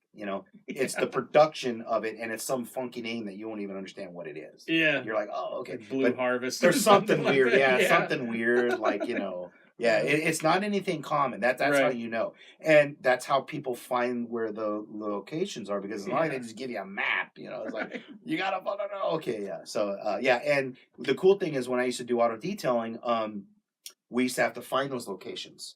So I worked for a company called On Location Detailing. I'll never forget it. His name was Kurt Fagan. I still remember his name. And he was a super, super nice guy. And he taught me everything I knew about how to auto detail properly, right? Yeah. But the awesome thing was I met more actors and actresses doing that job than I did anywhere else. And like I have, it was really cool. I had like stories about meeting Eddie Murphy when he was filming like Boomerang, for example, which was really cool. Oh, wow. He brought a bunch of his cars from New York to California, and our job was to clean all his cars. That's what we did. Another one was like Ryan O'Neal, Farrah Fawcett. So like we would go to like their homes actually, which was kind of fun. And sometimes you're just dealing with their hired help, not so much them. But Ryan O'Neal was very particular about his Bentley being he had a black Bentley at that time, and they had like this like 8-car garage that we'd pull in, and like their assistant would come out and be like, okay, and they were numbered, so it'd be like, okay, this is like the number 2. They want number 2 wash. They want number 4 wash. They didn't even say what was in it. We didn't even know what was in it. Like 2, 4, okay. They go to open up. Oh, it's the Bentley. Oh, it's this. It's the Jaguar. It's that. So he always wanted his car washed before he went to the studio a lot. It was weird like that, Wow. Another guy who was I should have known because seeing his movies, Craig T. Nelson. I don't even remember Craig T. The guy who did the Poltergeist stuff, all that. Coach and all that stuff. Yeah. So he would be very, very particular about his car. And he got a good temper on him. And quick funny story. I go in to get the keys, right? We're at the production lot, one of the bungalows. He had a bungalow at that time. I remember we went in there and told the assistant, I'm like, oh yeah, we're here to wash his car or whatever. And then I think he needed a detail or something too. But anyways, so we're waiting, and I hear yelling like in he had a huge office in that bungalow. And like it was like 75% of it was like his office, right? Well, all of a sudden, like he's yelling, I can hear him yelling. I know his voice. I hear him yelling. He was mad about something. And next thing you know, the door opens and you hear a crash. Guess what comes out of that door? Gumballs. Well, he, I guess, smashed a gumball machine that he had in there, and the gumballs went flying like all over the place, and they were rolling out of the door. Yeah. And I was like, so I looked at the assistant, and I'm like, maybe I should come back. Maybe I should come. She goes, no, it's fine. It's like, so I realized that he's just like that. And she's like, oh no, it'll be fine. Because he had the keys. She didn't have the keys. Oh. He had them in his pocket. She had to go. I'm like, oh, come back. My boss will understand. She's like, no. It's fine. I'll go. So she walked in. Yeah. Here's the keys. Yeah. Everything's cool. I'm going to tell you one funny thing, though, real quick about that. Okay. The weirdest person I've ever had the privilege to wash his car is Tim Burton. Weird how? Okay. So... He had, I don't know what he has now, but he had this BMW that I remember the first time we went to his production company. Now, here's the other thing. Tim Burton at the time, now again, sorry, Tim, but he only hired like really super hot assistants. Like, I'm telling you, every time we were like, oh, we're going to go watch Tim Burton's car today? Because, dude, I was like, damn, man, he hired some beautiful looking girls in there. So we would like, hey, who's going in to get the keys? I am. And I would be on what's called a wash crew. Okay. And that's all we did all day long was wash cars, right? And I did that for a little while. And so we'd all be fighting over who's going to go in and get the keys to whatever vehicles need to be washed, right? Including his. But here's the thing. The very first time I went in there, she said, okay. She goes, there's one rule that you have when you clean his car. I said, well, what's that? She said, you might have some trouble getting in and out of his car. I'm like, why? She says, because he's going to have papers everywhere. Do not throw away anything in his car. Don't touch the papers. Don't vacuum up the papers. And she goes, if you vacuum up the papers, you're going to have to get the paper out of the vacuum cleaner. I was like, what? So at the time, I didn't understand. I'm like, well, how am I supposed to get... So I get to his car, and I mean, he had piles of paper, scripts, and like even ATM receipts that I would send to say that I didn't see. But I was like, I don't want to suck up right the $100,000 in the bank account, like in this account, and you know, like, oh my god, I'm not even supposed to be looking at this stuff. I'm like, oh my god. So yeah, she's like, literally, like, don't touch the papers. I'm like, wow. So literally, I'm in there vacuuming, which wasn't much to vacuum because they had papers all over the seats, all on the floorboard. Okay, we're not vacuuming today. We'll just wipe it down, whatever. I'm stepping on all his papers. I'm like trying to move stuff out of the way. So I'm not stepping on the scripts, and there's a footprint on the top of whatever that script is. Yeah, it was crazy, dude. It was like really weird. And yeah, literally we just wash the outside of it and everything. So yeah, he definitely now I never really got to talk to Tim, but it was always his assistants. Yeah. And I saw him in there, but I never got a chance to speak to him. And he was constantly working on something, and he was doing something in that office. And And yeah, dude, it was just so weird that I'm like, how am I supposed to clean this car with all these papers? And then I'd always, so I'd be like, I don't want to, clean Tim's. You would think he's got assistants. I know. Why don't you send them to the car to remove the papers? That's what I'm file saying. them, organize them. Weirdest thing I've ever had to deal with, literally. I mean, and now granted, I will say this though, going on location sets is also very interesting. I don't recommend cleaning any cars when there's like an after party because you're going to be cleaning up some nasty stuff. That's all I'm going to say. So if anybody's ever done that, yeah, you know what I'm talking about, because I never wanted to ever do that again. I'm like, look, if I'm going to go on location and like stay there for like 2-3 days and you're just doing cars all day long, and then you're like, I'm not cleaning the inside of the interior. And then like occasionally like you'll get like, and again, granted, these are most people that work the set. Yeah. Right?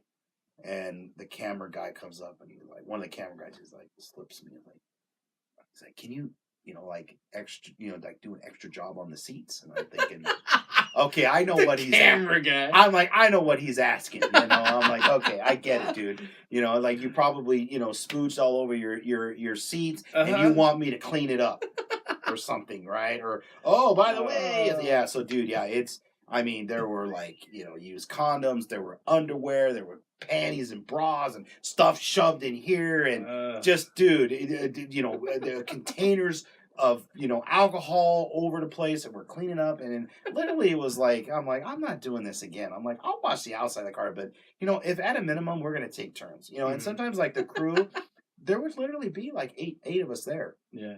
Because those productions get pretty big. Yeah. And when they're on those location sets, sometimes they're there for weeks. And they have nowhere. And we've been to a couple of isolated locations. And the cool thing was, City of Industry, there was a company down there. So we used to work with, so the guy I worked for used to work with a stuntman who at the time was working on Enter Sandman with Metallica. Now, I never got to meet Metallica. They weren't there on the set when I was there. But the cool thing was they were getting ready to do all the video shoot stuff. And, well, the guy that was doing the stunts wanted to get in business with the owner. And he, like, gave him money to, like, build his own little, like, rig with, like, all this cool stuff. 55-gallon, like, deionized water and tanks and, like, all this custom powder coating. When we went down to the City of Industry in California and watched them, like, we were like, while they're building this thing, it was really cool to see. And I got to work on that thing. It was really cool. So that way, when we go out to these locations, you're isolated. There's nowhere to get water. So we needed those big tanks, right, to do washing and all that kind of stuff. And it was really awesome. So so I got to do that a couple of times. But again, there's nothing to do out there. So, a lot of times when the caterers are out there, and that's one thing too I love about it. Like there was always food, right? Always food. The drinks were kind of, because they obviously don't want people drinking while they're, and they're the Star trailers or whatever. Trust me, I've been in a couple of those, like to go get keys or something out of there, and it, like the full liquor cabinet thing is like right in front of you, and I'm like, holy crap, look at all that liquor. they're gonna go through all this shit, you know. So yeah, it was really cool, and they're awesome. Like some of them are like, hey, you want a drink? And I'm like, maybe later, you know, whatever. And sometimes we'd be working till like 10 o'clock at night. Yeah, they're all partying, having a good time. We're still freaking working on stuff, right? And so it was really cool. And then a couple times I got to stay in some of the Star trailers, just because it was like, well, you know, hey, you know what? Why don't you guys we got a couple extra beds in there. And they would like let us sleep in there, so that was kind of cool, right? They had showers and everything in there, so like, oh yeah, sure. And they had all kinds of snacks and foods and stuff. And you know, when you're young, and granted, like when I was doing this stuff, I was like between 17 to 19 years old when I was doing this stuff. Yeah, and it was just, you know, when you're that age and you're like around all this stuff, it's just super cool. You didn't get paid much, but I didn't care. I was like, dude, I'm like working on the set of and I'm like, oh, this is so awesome. And yeah, it was really fun. I had a great time. It was really, really fun. So doing that though, you learn a skill. Yeah. So you're like, okay, I know how to detail. Like I know how to buff cars and I know how to do this and that and all this kind of stuff. And I focused on that for quite a while. In fact, there was a time where I had my first little side business. It wasn't legal, but I did have my first little auto detailing where I like got a distributor, bought some product. And just through word of mouth, it was like one weekend I do 2 cars. They like what I did. And I worked way too long on the cars. So they would, oh, hey, I got somebody that needs a car done. Next thing you know, you get a call. Because that was before like the cell phones were like with the texting and all that. Yeah. And they were like, hey, I need my Chevy done or whatever. Okay. And next thing you know, I'm like, holy crap. I'm like doing this. Not every weekend, but like every other weekend I'd have at least 1 or 2 cars. Charging like $125, I think back then, or $100 or whatever it was to do a full detail, right? And I was starting to get kind of busy, not to the point where I was going to hire people and stuff, but for one person, I was getting busy, and I'm like, oh my god. But you know, unfortunately, you know, it's like can't keep doing this. You're not really going to make a lot of money doing this. I mean, yeah, if you maybe own your own business and it becomes successful, you could probably do okay. But I tell people one of the hardest things in the world that you can possibly do. It's not working for the man, and it's not the other end of the spectrum. Like maybe you're a trust fund baby or something like that, right? It's the guy in the middle. It's the entrepreneur. It's the guy or gal that's in business for themselves, where you got to do everything. You got to do. Let's say you are legit and you're hiring and doing taxes and accounting and you're advertising, dude. I mean, yeah. That is hard work, man, And as people know, it's like, what was the old statistic? I don't know if it's the same, like 90% of businesses usually fail within the first year. 10% make it. I don't know if it's true anymore, but that used to be like the old saying. It's hard, man. It's really tough. So even at a young age, looking at that, I'm thinking, I'll never be able to do this. So I hung up my hat. I'm like, I'm probably not going to be successful with this. I'm just going to stop doing it. And then I just stopped. And then I just said, okay, I'm going to focus on other things, which wasn't going to be music until years later because I was still trying to find my place. And I'm like, what am I going to do, right? It's like, I'm going to buy a guitar. I want to learn how to play. I want to learn how to play better. And then, I kind of went through that scenario for a little while where it's like, okay, I'm learning, but I'm not really getting over that hump. Put it down for a while, walk away from it. Go do other things. Okay, I'm ready to start back again. And you start practicing again. Yeah. And doing that. And I never really got proficient enough to where I felt like I could be at the level I wanted to be at. But again, it's all about practice, right? So if you don't practice enough, you're never going to get there. So I didn't realize that back then. I was just kind of like, if I can't get it within a certain time, I gave myself these short goals and these short timelines that weren't achievable. I mean, I think even for somebody that's fantastic at something that they become later on, it takes a lot of work to get there. It's not just you have the ability, but you got to develop it too, right? I mean, and there's something to be said about raw quality because I've seen it a lot in the music scene here when I first got started with open mics, for example, and I fell in love with it. Wow, I'm like, this person's friggin' awesome. I'm like, and I gave everybody the credit they deserve because I'm like, look, just because you're not famous doesn't mean you're not a good player. Doesn't mean you're not a good singer. Doesn't mean, things like that. Yeah. And I think it was super important for me. And that was also the other aspect of music for me is that is inspiring people. So when I would do an open mic, I thought to myself, if I could get people in that want to better themselves, they want to get better, they want to actually get out there, but they don't want to stay in the garage, they don't want to stay in the house, they don't want to stay at like their buddy's house, only playing for a couple of people. When you're ready for that next step, come to an open mic.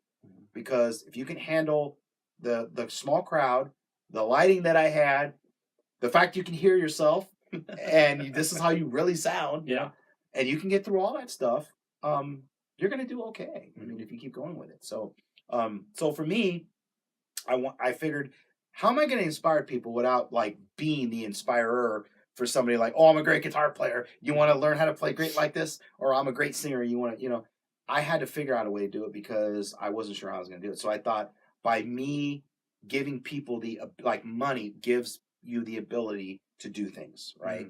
I'm like, okay, if I give people the ability to play when they want, when I have this thing available, maybe that will help inspire them to want to continue to play or like, wow, this is really cool. And like when I was doing the open mic, I felt like that was the spot. Like anybody could come in and do whatever they want. And then of course, starting from literally zero, like I had nothing. I mean, I didn't have anything at all.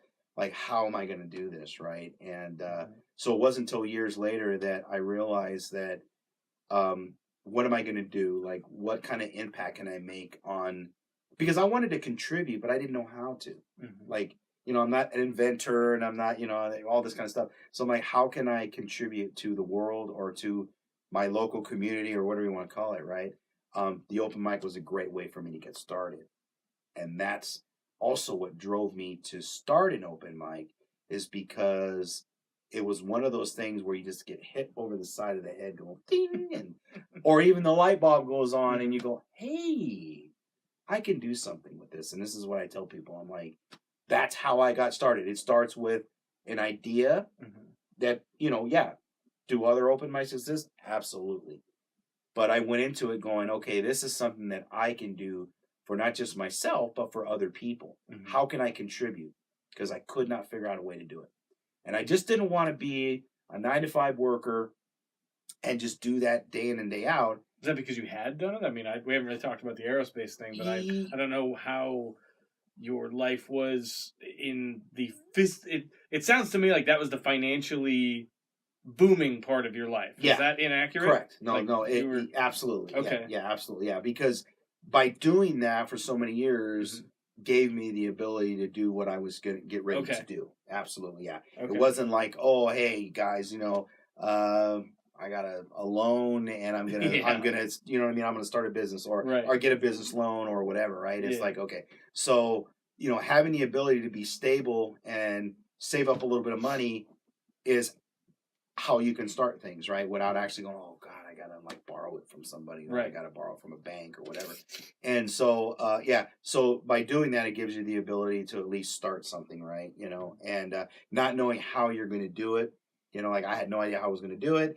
I had no idea about advertising or like, or even like going, oh, well, how can I use social media, right?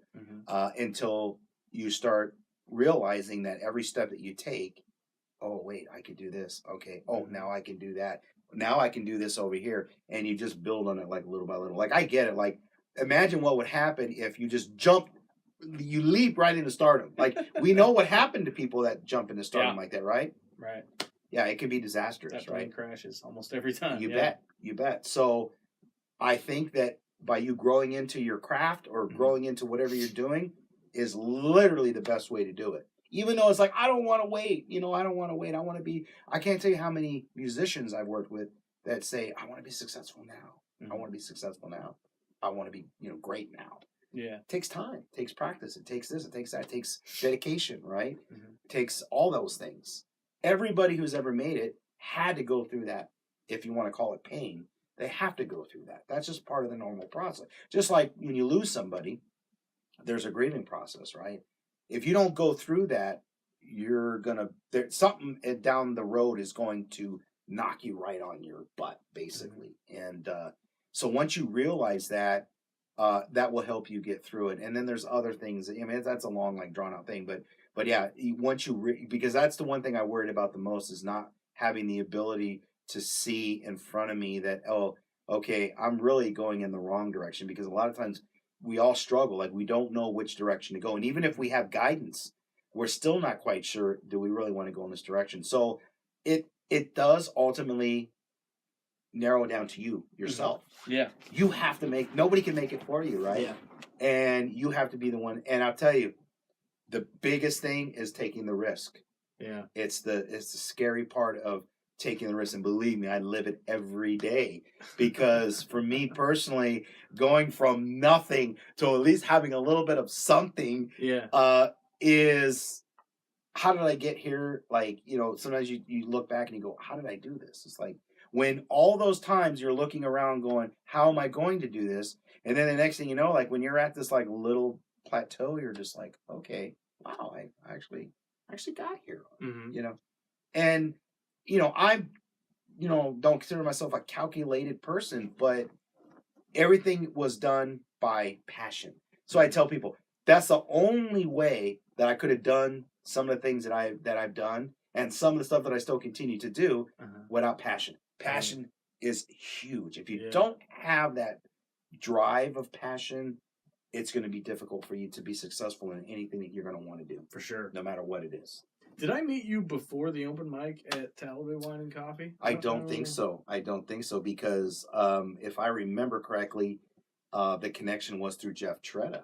It was, and then I played there a few times, Yeah. and I think you and I just glad-handed, but I didn't know you very well. And then Jeff's wedding was when you and I got paired up to do the MC DJ thing. That was when we did Laughlin. Yeah. Which in and of itself was hilarious, because you'd built this equipment, the beginnings of an equipment empire, and you brought the whole fucking thing to Laughlin, Nevada. Pretty much. And we rolled the whole thing out in this like big, I don't know, this hall of a resort or something there, and it was the first time that I saw. I mean, I'd seen the open mic night, and I guess just because you were probably using what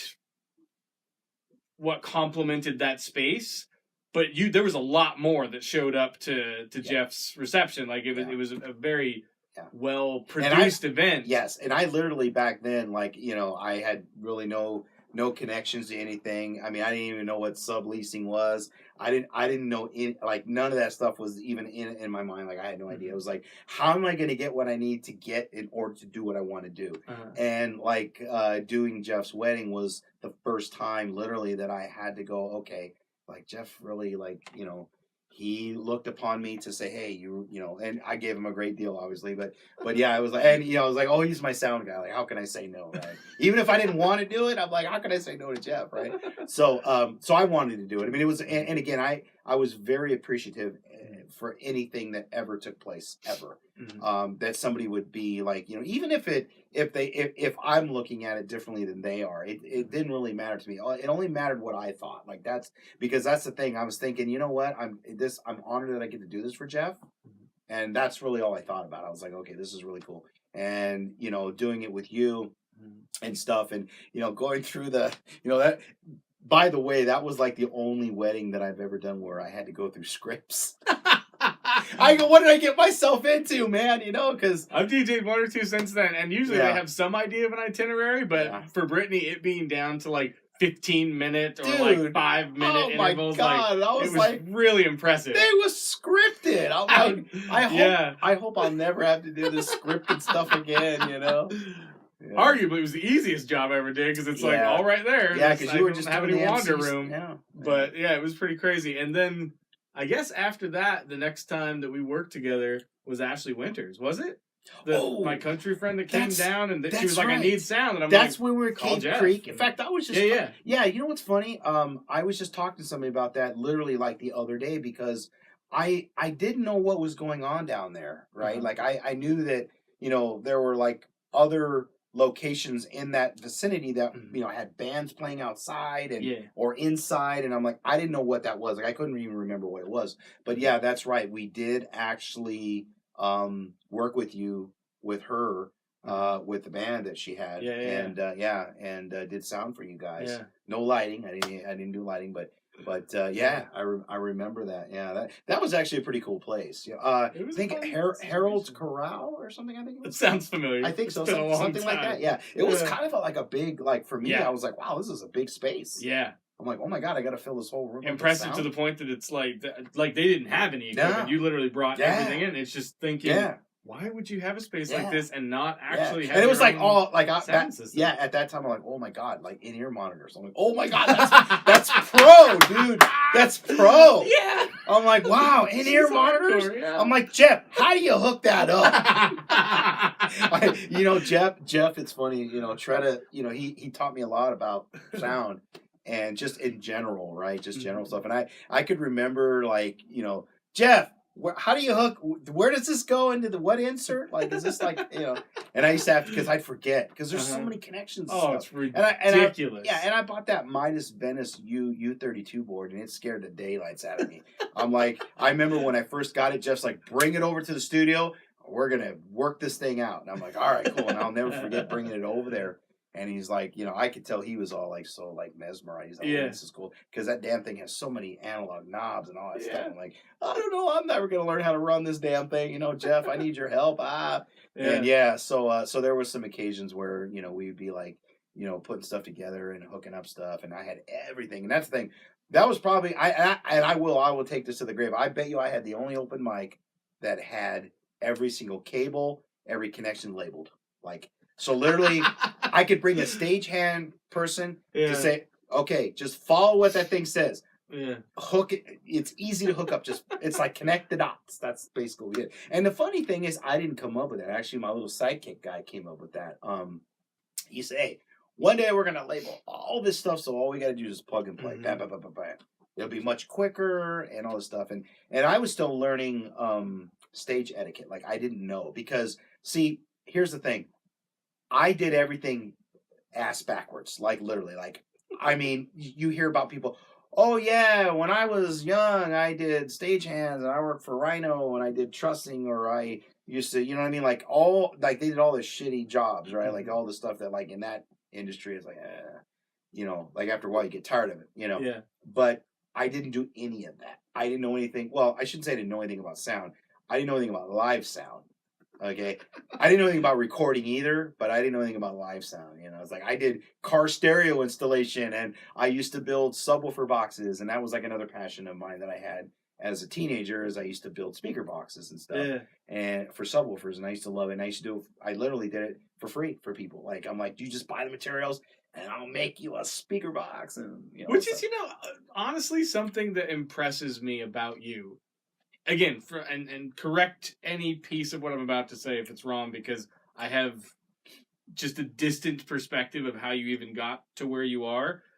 It seems like your passion, like you mentioned earlier, was to help musicians do what they do more often and in a more specific way to the way that they want to do it. And it's not like you came in, it's not like you decided you want to do this, so you went to like a conservatory of like audio, whatever, to learn how to do all this stuff, and then started investing in equipment, and then you just came in with the ability to throw down money on the equipment, right. And then just because you're like a nice guy, and just because your passion is so infectious, you were able to like draw to yourself the talent that could essentially take the equipment, take the physical universe that you've now built and make it sing, make it do the thing that it does.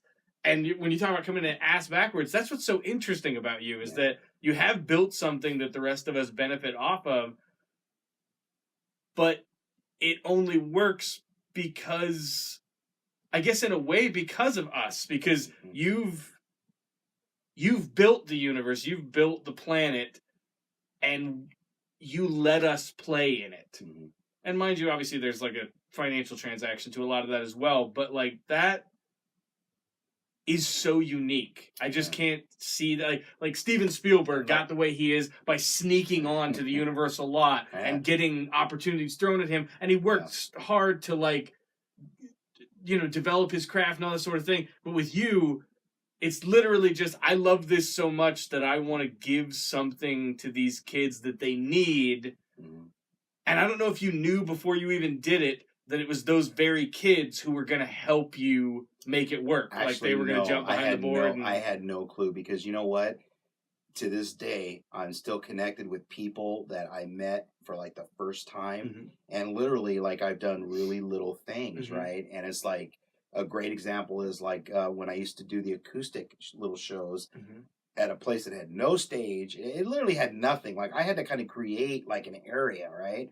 And I met some great musicians that ran through, like, for example, the one right off Mill that I used to, which I didn't even know was Mill at that time. I'm like, I heard of Mill, but I'm like, I didn't know what, like, oh, stay away from Mill, stay away from all these crazy college kids, right? It was literally like, I think 2 streets over from Mill, east, and I was like, like college or something? Yeah, something and so okay. it was a like a, I think it may have been a Vietnamese restaurant called Gluttons. I don't know if you ever remember. I did stuff that. Well, Jeff didn't like it. I remember. I took Jeff there. Like, Jeff didn't like something. I don't buy yeah, it. right. He did not. He's like, I don't want to do that. And I get it, right? I mean, that was like, even at that time, that was like low level. But here's the thing.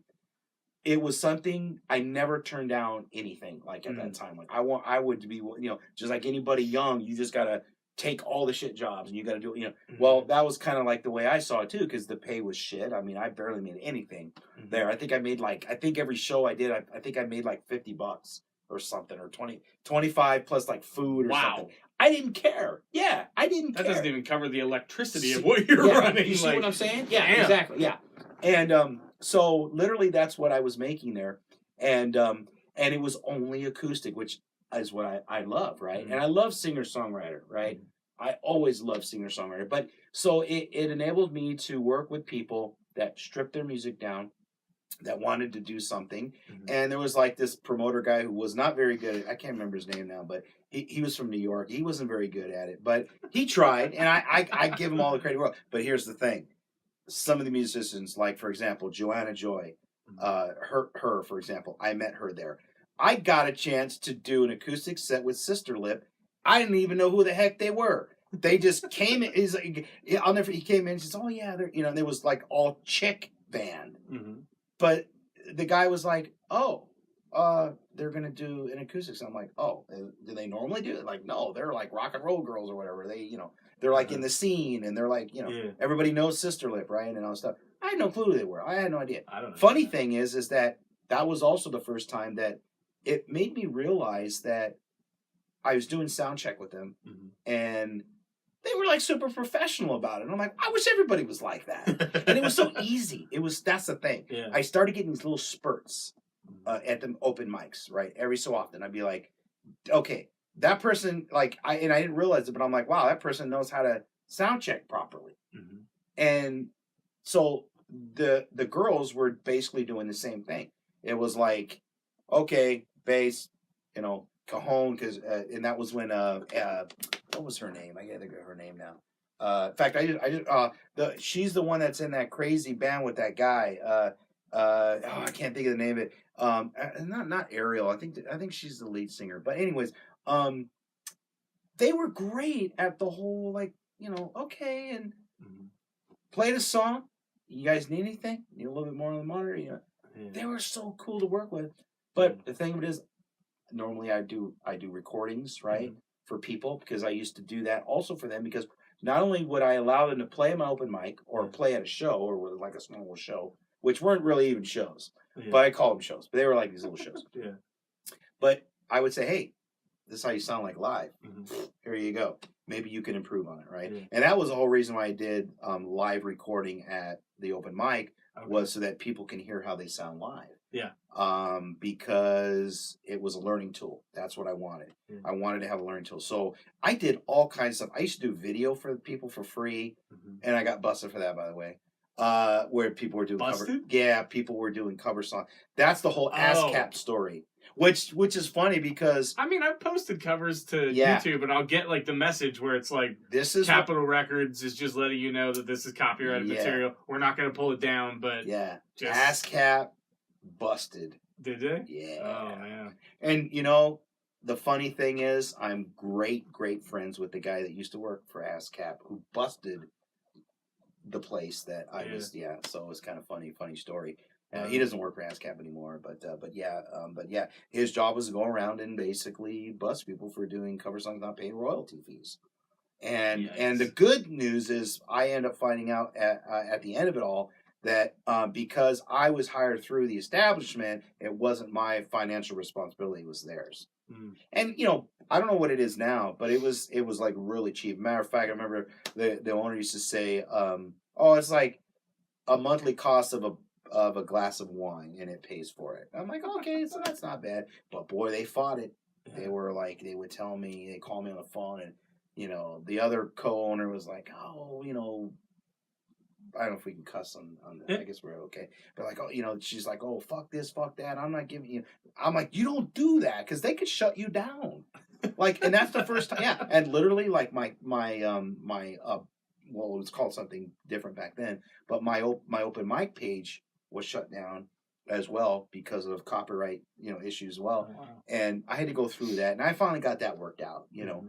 But yeah, but here's the thing: once you start getting noticed out there, or it could be just coincidence, like maybe somebody just happened to stumble upon it. Yeah. But I want to think that is my in my own mind. I want to think that I was just like creating this fan base, and people were starting to get to know me, and then once you start getting known, people start raising the eyebrow. Oh, is that guy legit? Does he have commercial insurance? All this stuff, right? Like, they start, not like they're gonna like run a background check on me, but it was getting to the point where my name was getting out there across the whole industry here in Phoenix. This Phoenix scene, I worked in the Phoenix scene, and you're gonna get a few people here and there that are gonna kind of poke. Yeah, and go, guess what? If you ever put on a show, you better make sure you're all legit, because if you do any cover songs and you're not paying royalty fees, you're in trouble. So yeah, I got to the point where I would. In fact, I got a letter once in the mail, and it was from not BMI. It was from BMI. BMI. Oh wow. Yeah. Because of the whole ASCAP thing. Universal, isn't it? I think, or something like that. Yeah, something like that. Yeah. And it literally, like, my YouTube page, my Facebook page, and everything, they were like, okay, you've got content, and this was, I think, even before, like, even Facebook. Like, I noticed, like, there's been a couple times, like, so for me, when I buy new light fixtures, I basically put them out there so people know. And this is the thing, I've had a couple of people tell me, they're like, oh, hey, like, I noticed, like, you always post everything you buy. I'm like, yeah, I'm not showing off. I'm just showing people what I have. Oh God, Bobby G's got these cool. I want to hire him. They don't understand it. That's the whole purpose behind it. It wasn't to show off. That's awesome. So occasionally people would like hit me up, and I'm like, dude, like, listen, I'm like, I'm not showing off. I'm advertising. Yeah. There's a difference, right?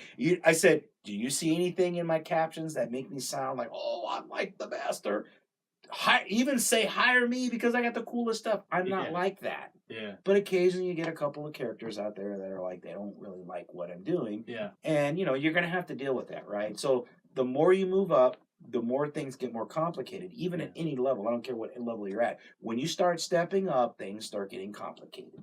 And the first one was obviously ASCAP and BMI. That was the first thing I had to deal with. And I'm like, oh boy, here we go.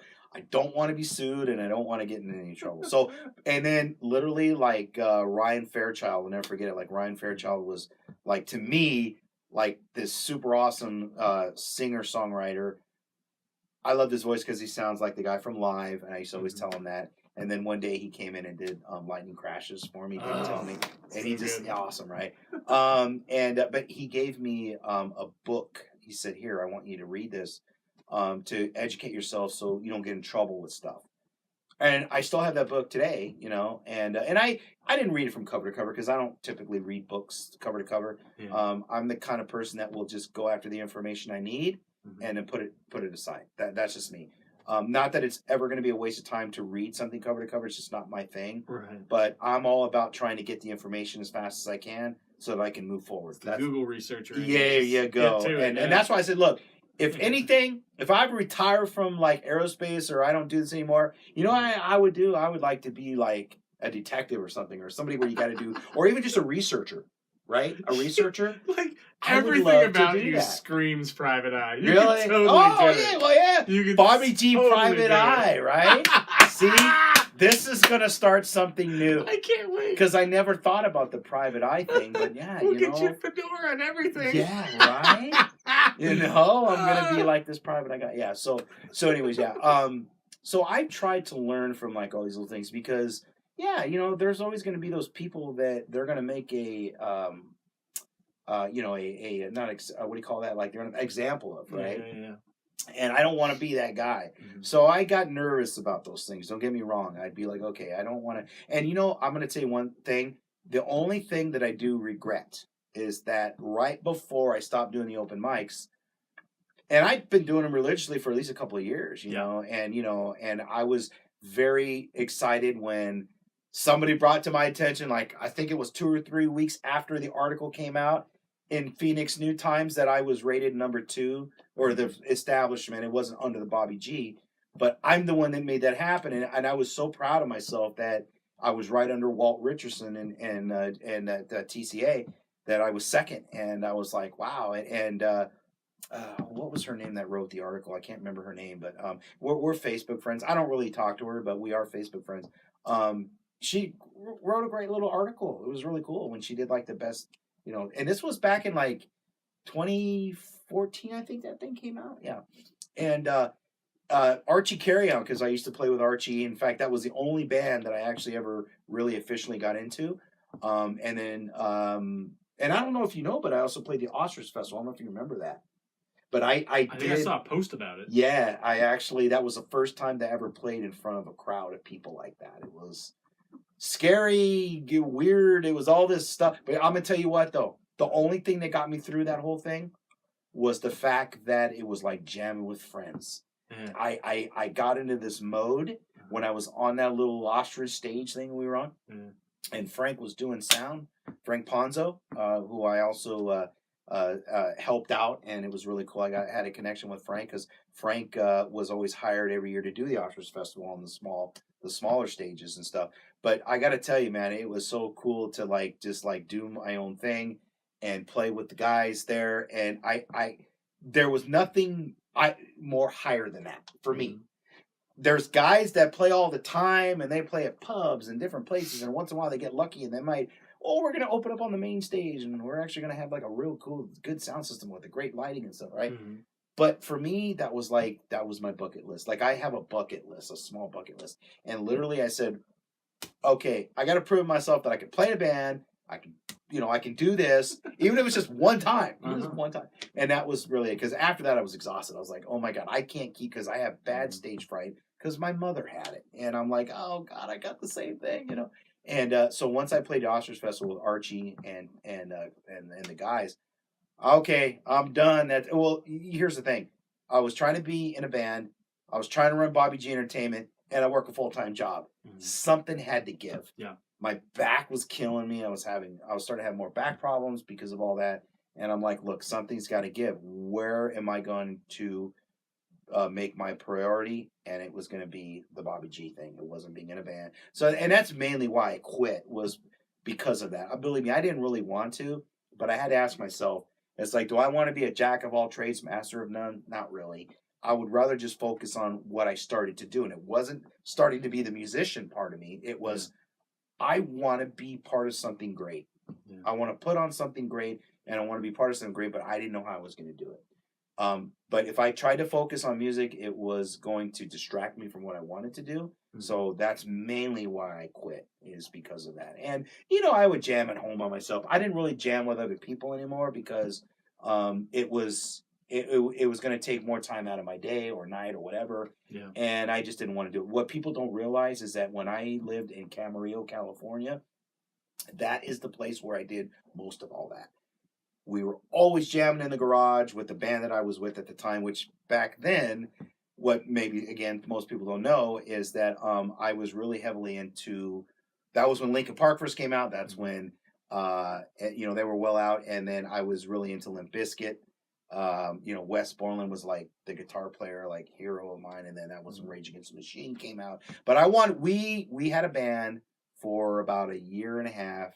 We didn't even have a name because the lead singer thought it was cool that we didn't even have a name. And we played backyard parties and stuff, and it was really raw.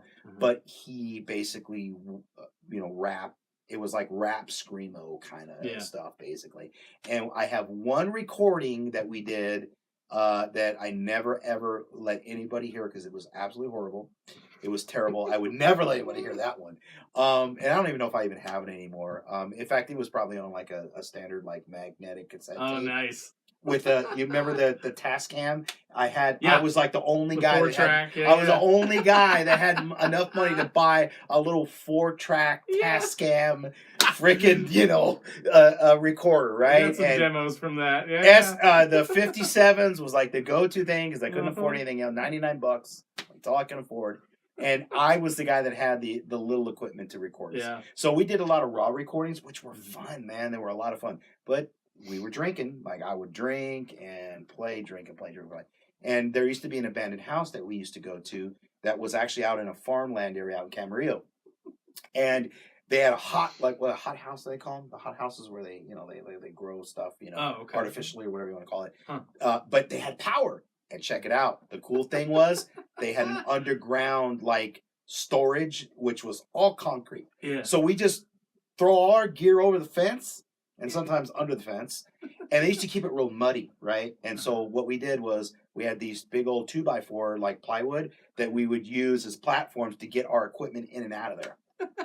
And they never knew we were there. Yeah. And we just go down there and play for hours, man. Like literally, like we would bring food, beer, marijuana, even though I don't really smoke the stuff, but like they would bring all that stuff.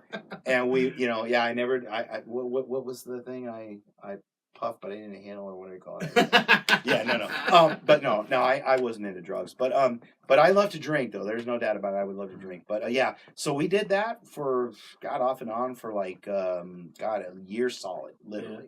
And we would go like every weekend when nobody was at that house, and we would just sneak in and play. And here's the thing: I'm bringing a half-stack Marshall with me, with my Mesa that I had, my Mesa head, trying to not break the vacuum tubes and stuff and the preamps and stuff.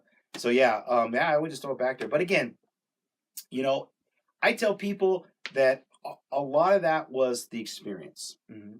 It wasn't, we're going to get famous, or we're not going to... I knew that. But a lot of other people, sometimes they have to convince themselves and they have to bring themselves down to reality that chances are you're probably not. And that's the thing. Mm-hmm. Doing the open mics, one of the hardest things for me was I would never, ever want to tell anybody that they can't make it. Because anything's possible. Whether the odds are in their favor or not, it's going to be different, right? Like you really don't know. I would never want to say, and I was pretty honest with people, because the other thing I liked about doing the open mics was people would come to me and go, well, what'd you think?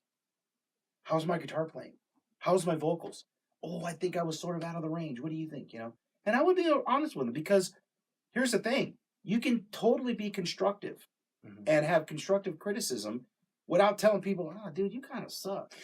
That's not for me. I'm like, that's when you're doing that with your friends, that's one thing. But it's like, I would never tell that to people. And there was a guy, and Jeff Tread, I'll never forget the look on his face. But there was a guy, and I won't name his name because I don't want to embarrass the guy.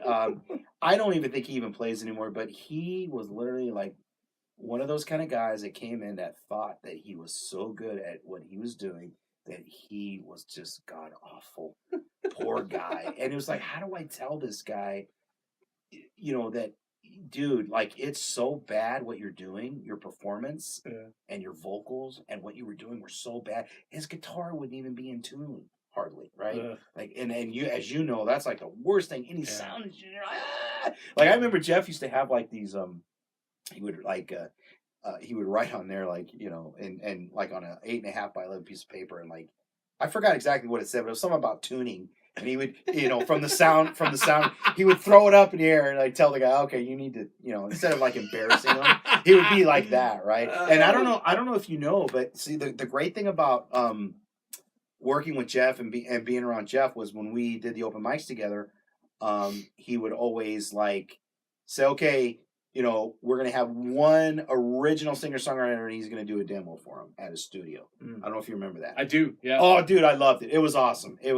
And I think he did like 8 or 9 of them or something. And I didn't get to go to all of them, because he would tell me, hey, I got so-and-so scheduled. You need to be here at da-da-da if you want to, hang out. I'm like, oh, because that's all I did. I mean, I wasn't like trying to, I just wanted to be there. I wanted to experience what it was like to literally like record the right way, and watch Jeff frickin' run the Pro Tools, and because I didn't understand all that stuff. I'm like, and he occasionally, hey, no, Jeff, I'm sticking with live sound.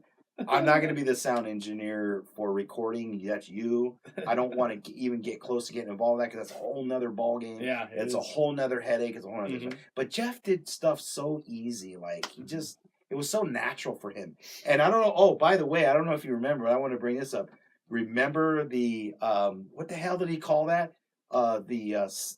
Something Sunday. Remember the Sunday Song Day? Sunday Song Day. Yeah. Yes. And remember that I did that little thing where we did the backup vocals for the or not the back, but it was where like we were just singing the.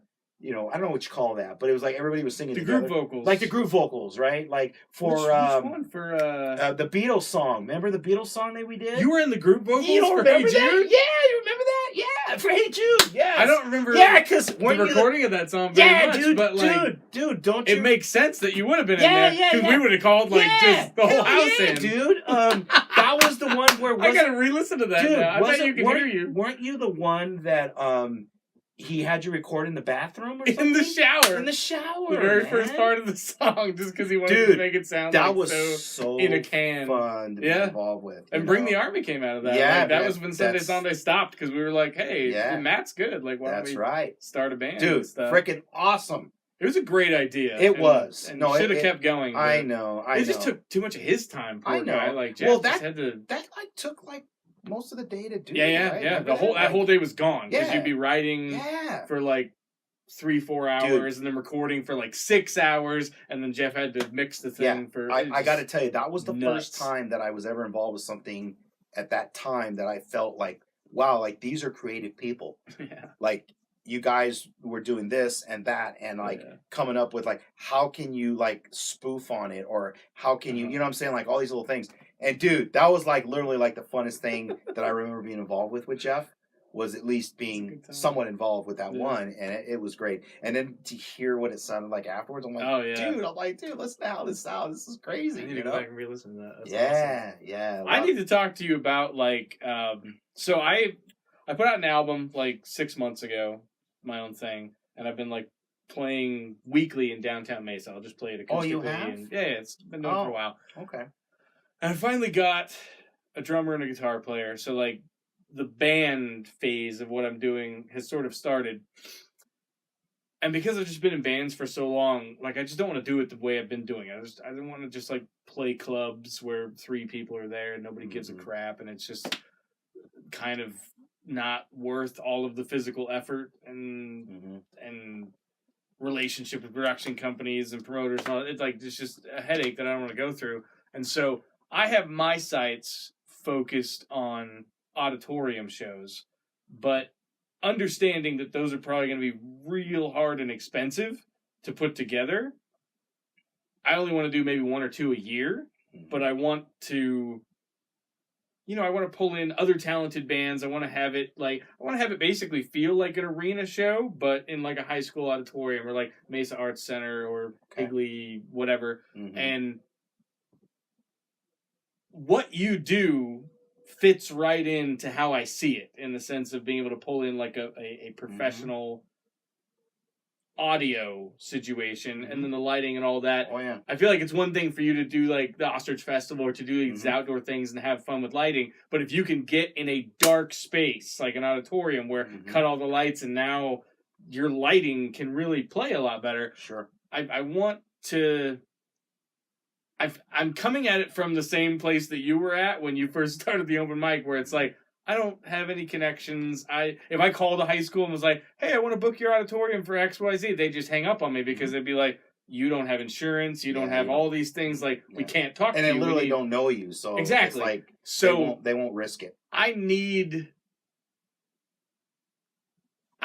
help even getting to step 2 of everything that I just said. Step 1 is the idea. Step 2 is like, well, now what do I do? And I don't know if someone like you, if you have enough, if you're self-contained enough that you could literally be Bobby G Presents and the thing can all be under your banner, or if we would need to find a production company like K&Z or something like that that has some more whatever to it. And then I don't even know where to start. Well, like I tell people, now that I've got, I guess at least in my opinion, a variety of stuff, at least behind my belt now. So what I mean by that is, for example, I've done everything from literally like a singer-songwriter, all the way up to a festival. I mean, I've done corporate stuff, I've done, I did one little prom for an arts school at a golf resort. I've done that. Nice. But I've kind of, I've done lots of like little things that, I personally would like, well, I mean, I'm involved with like, doing stuff for now the arts community, for example, right? And right now, technically, I guess you can say I do have a festival residency, for Full Moon Festival, for example. Okay. And which is big, and for me, and so since I've done a wide variety of stuff, I feel I'm at the point now where there's probably nothing I can't do, right? Okay. And that being said, if somebody needs something, most likely it could be pulled together, but in the grand scheme of things, you got to remember that, there's always that financial part that's always tied to it once you get to a certain level. And then it does become very difficult to do. But at the same time, it's doable. Like, I mean, and sometimes you just have to pull on certain people and certain things and go, I need to do this, I need to do that. But I don't, it's not something where you want to go, oh, I want to just like rent this huge place and, I'm going to, like, what's that, like, for example, so what some people try to do is like, oh, I want to put on this thing, but they can't pull it off. So they cancel it. Right. Like I've seen that happen a couple times where it's like, they just, they go into it with like and they can't make it happen. And instead of embarrassing themselves, they just cancel it out. The only thing I can think with my very limited perspective on how to even start on this is because I would be assuming all of the financial responsibility for it, in the sense that I would be hoping that between me and the other semi-successful bands that would be on the bill, that we could fill the seats, and then at bare minimum maybe just break even and nobody makes money, but we had a good time, but maybe make a little cash off it. I feel like money talks, and so if I could at least get a quote of like, this is how much bare minimum it would take to even do that, well, fine. Now I can just go out and I can start either finding or just making the money myself, and then once I have that, then I can start calling people and saying, okay, the money's actually here, so let's ready go do it.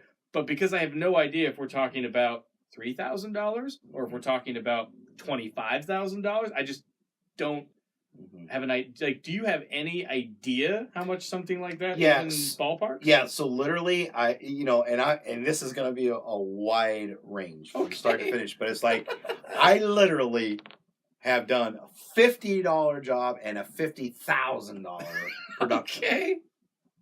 That I could say, if you add up all the numbers, right? Like, for example, literally the biggest one that unfortunately flopped was the Maricopa Music Fest, where the production was almost a $50,000 production, and that doesn't even include the people that were on the bill from different states, and the fact that they had to cut the two top headliners because, thankfully, and this is what I'm saying. If they wouldn't have done that, they would have been in the hole quite a bit from where they already were. Unfortunately, so they. They actually had Ambrosia and Lowrider Band, which used to be War, I guess, or whatever. Wow. They were headlining this Okay. thing, okay, on the big main stage that Yeah. we had. It was the first time that I ever had to put a production together on. Well, I say on my own because I was the guy that they said, okay, look, we want to hire you to get what we need to put on a festival like this. Okay, knowing I've never really done one. Okay. I've been around it. I've seen it. I go to festivals. I study what's there. That's just what I do, right? What kind of equipment do they use? Do they use a stage line? Do they, all this stuff, right? So what kind of generators, right? Things like that. So they said, we want to do two things. We want to hire you for basically stage, or a production manager, excuse me, for the whole thing. And we need you to get everything we need. Mm-hmm. Oh, God. And you only have 6 to 8 weeks to do it. Because the who they hired, they double something happened. Well, here's what I think. Mm-hmm. They said they double booked. What I think happened is I think that this was worth way more than what this was, and they just kicked them out because that's what they basically told me was that. Well, and I'm like, yeah, I don't know about that. That sounds fishy to me, but it sounds like whatever they had there, they just moved you out of the way because they knew they were going to make more money doing this than having you guys because. This was like only their second festival. They had a festival, I think it was like two years before or prior or something, that did pretty good. It was okay. But this one, they went out on a limb. They hired like they had rappers. They had like, and by the way, which is funny, I got a chance to work with Eric Seitz. I didn't even know who the guy was. I didn't even know until after it was all done until he says, hey, Bobby G, I'm looking for a pedal, for a drum pedal for his kick. And somehow I had it. And, that was first time, like, rider gear? What the hell is that? Like, I got to supply rider gear too for some of these guys, I'm like, oh my God. Anyway, so come to find out that Eric Seitz, he originally was like the boyfriend of Patti LaBelle or something like that. Like, I don't know, yeah. And I didn't even know. And he was a super nice dude. And again, when you work with so basically the story is he was in her house band or her band, which she went on to whatever. And he ended up getting romantically involved with her. Apparently that's what happened. I found this out later, right? So I said, hey, Eric, no problem, man. I go, I can ship you the pedal back or whatever. I ended up giving it to the organizer of the whole thing, and she took care of it for me, so I didn't have to worry about it. But I had some rider gear that my own gear that I brought, that, I let, they had a really, an interesting guy that was doing Jimi Hendrix, and was just shredder, man, just a shredder. And he's like from like Tennessee or something. I don't remember where he's from. But he had this crazy hairdo, and, we all we had a pre-meeting at the Harris Casino up in Maricopa. And we all met there, and they rented out a nice little conference room and had food and all this kind of stuff. And it was at near the dance club they have there. And it was a lot of fun. But that was an interesting guy. I mean, like, here's this like Afro American guy with like a mohawk. It was all colored and all this kind of stuff. And you could tell he was like kind of out there. But man, the guy was a great guitar player, and he really shredded. He did a really good job, and his band he had there sounded really good too. But anyways, Eric Seitz and the 333s or whatever they call them, they were like what like the band that played in between the bands, which was kind of cool. Super awesome, right? Great guy to work with. But my point is you can tell that you're working with a professional guy. You just everything about him, right?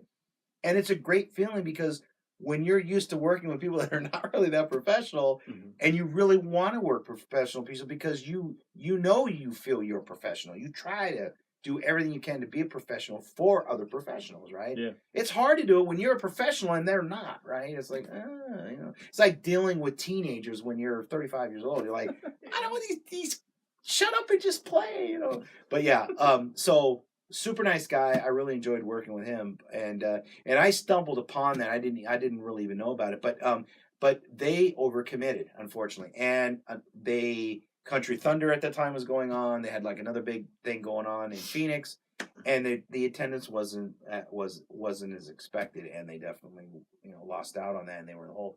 And that was a pretty big valuable lesson for me to learn too about sticking your neck out. You have to be really careful about that because I definitely did that.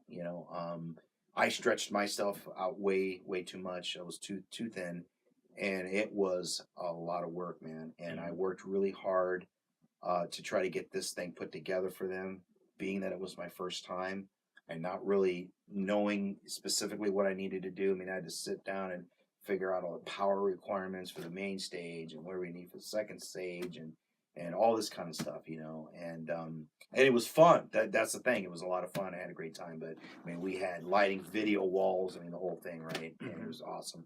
And so you just have to really, again, that's unfortunately how you learn. You make the mistakes and you learn from the mistakes. But yeah, so I've done scale from that, from this to that, and now doing a fairly high production at Full Moon Festival that I do now, and I'm probably, I think, into my 6th or 7th festival, being in charge and providing pretty much all of the production for the outside stages and all this stuff goes on. For this substance of the Hartschalle, I was doing a little bit of that as well.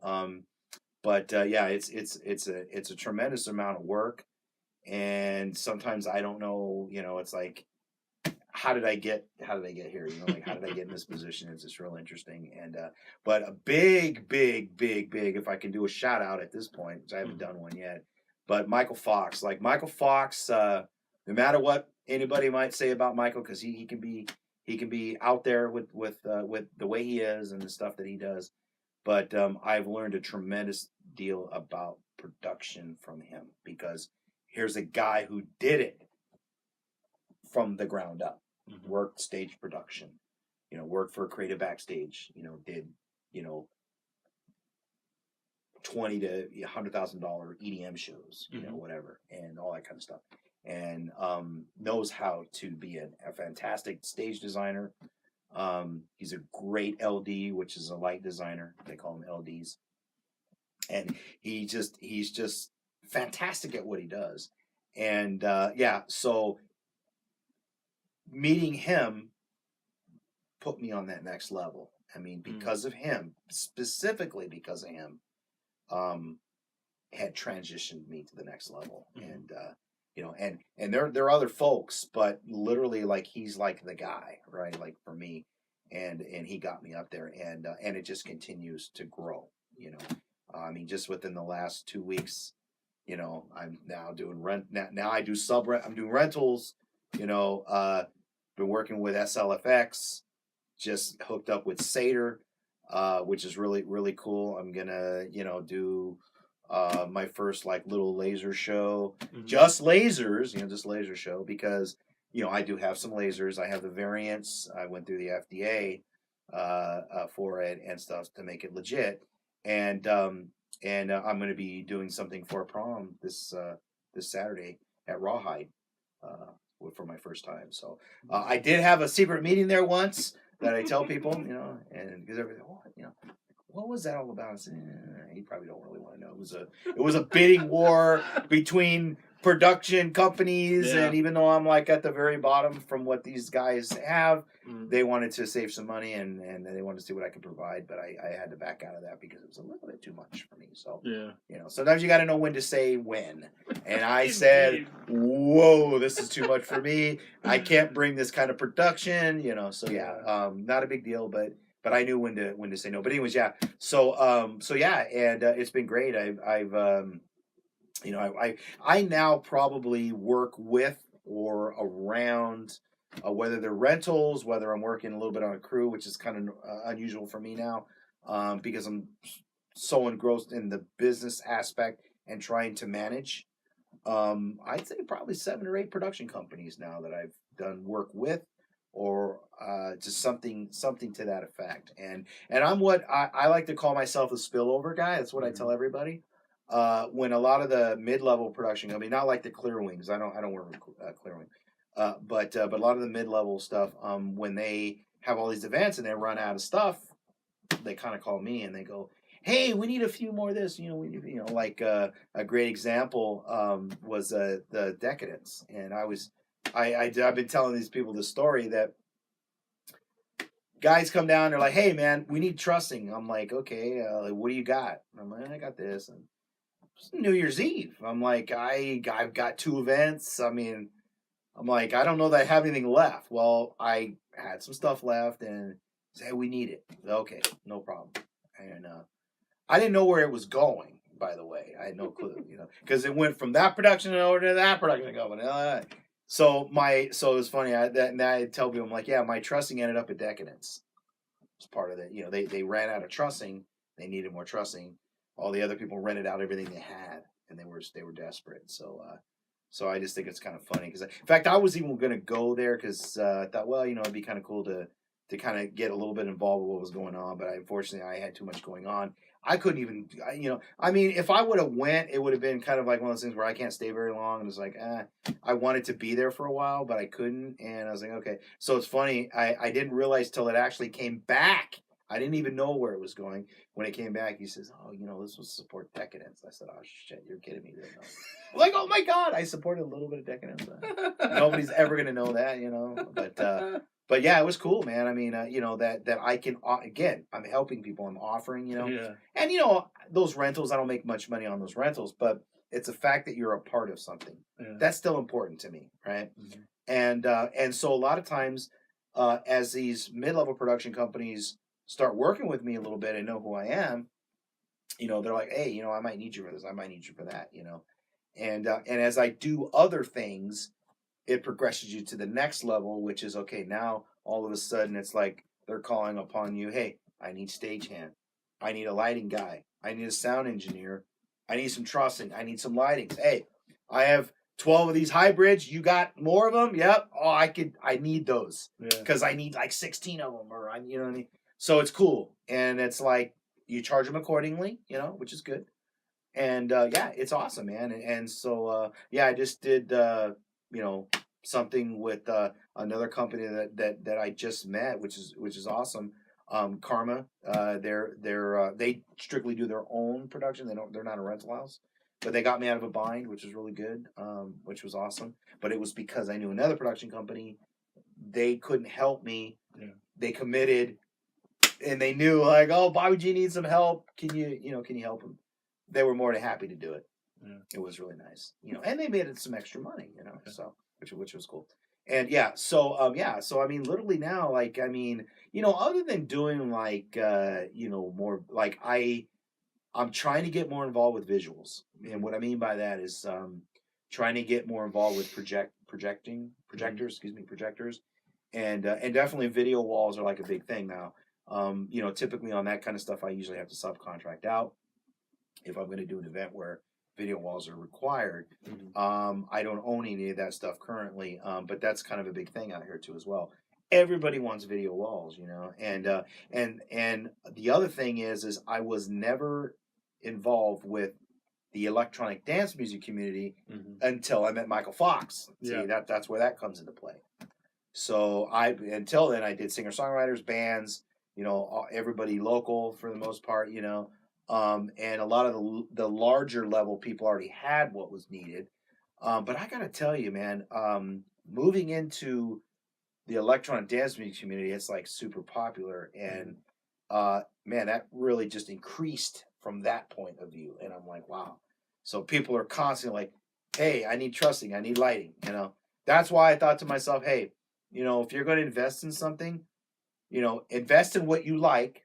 That's important. You don't want to invest in something you don't like. If you want to make money and that's all you're driving to do, you're not going to have fun with it. Mm-hmm. So you gotta start at the bottom where the money shouldn't be anything in your mind at all, and focus on having fun and doing what you like to do as best as you can do, right? Mm-hmm. Because if you just follow the money part, you're going to be unhappy, and that's no way to be really successful either. I mean, pick up any entrepreneur book or just watch something on YouTube or something, right? And me personally, like, I tend to need inspiration like everybody else. So there are people I follow as well to help me when I'm kind of feeling down about something. Or, the other thing is I tell people that,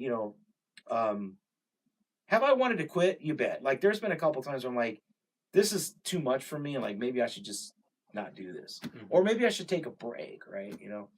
And something always drives me to keep going. And I'm going to tell you that making people happy. Like if I do an event or whatever it is, and people are having a good time, and I can't tell you how satisfying that is for me. You know, I've had some real shitty events that things didn't go well. I've had power go down on me. You know, I've had lighting go down on me. This and that and other thing, and it sucks. You know, and people can get pretty upset about it. You know, and the higher up you go, the more angrier people get. The more people are like, why they, like they get really upset. So it's more stress. There's no doubt about it. There's definitely a lot of stress on what I do now. Mm-hmm. Where before it wasn't very stressful. It was just fun, and I didn't care about making any money.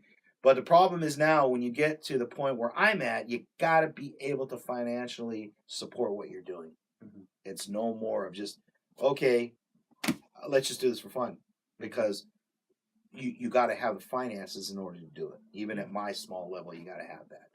And there's going to come a point where, you don't know where the next move is. But the thing about being with the electronic dance music community is completely different than doing bands and singer-songwriter and stuff like that.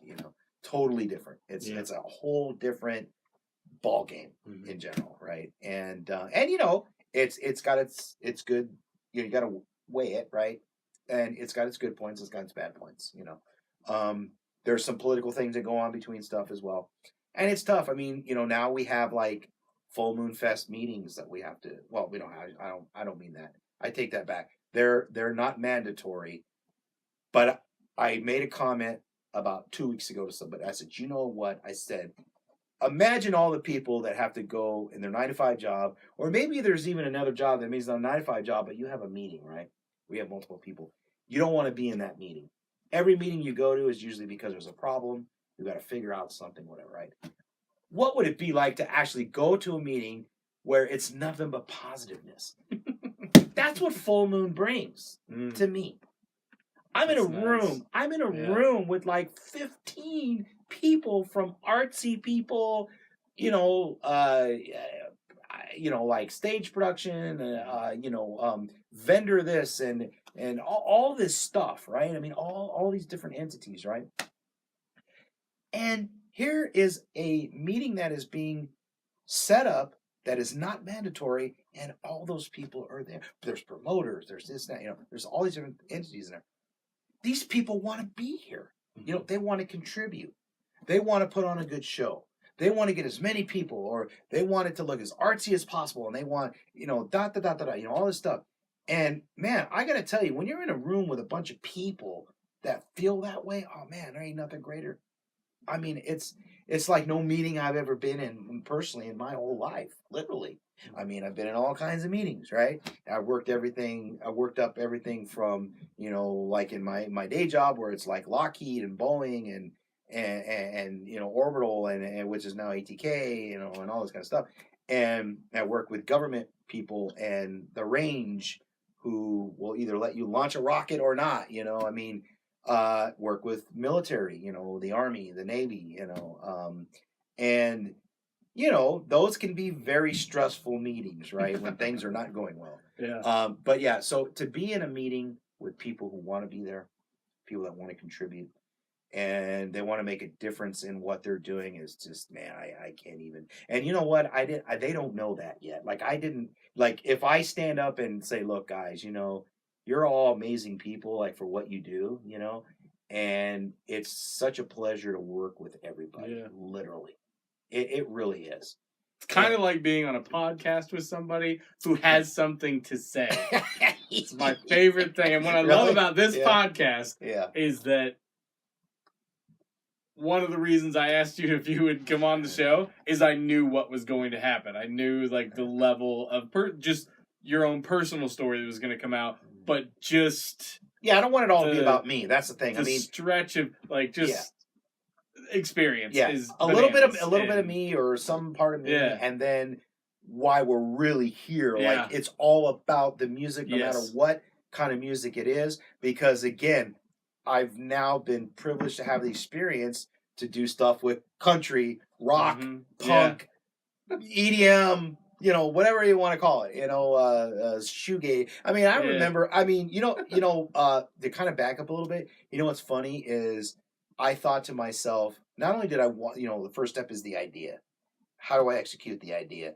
Well, then you think about how to do it, but then you're like, okay, what's the next step? It's like I knew nobody here in Phoenix. Right. Nobody. How in the heck am I going to get involved in this music scene when you don't know one person, right? Yeah. And I can't tell you how many times I would go out to like when the Sail Inn was around before they closed, and a few other places where it's like I don't know anybody. It's like how am I going to connect with people? Granted, I'm a little bit older than some of the people that are there, right? So I'm like, okay, I hope there's not like a generational gap because I still feel young in my mind, right? Not that I'm like the old guy, but there's still that gap, right? You can tell the gap is there, and but just trying to connect with people, even though it's like, oh well, you're not a musician, you're not, like they don't like what again. It's like if I'm there hanging out, like. Yeah. How am I going to contribute, right? That was always really important to me. But it's like trying to go out there and just try to find cool music in the scene, right? And so, I started out basically hanging out with, bands like the first one was, God, I'm trying to think of their name now.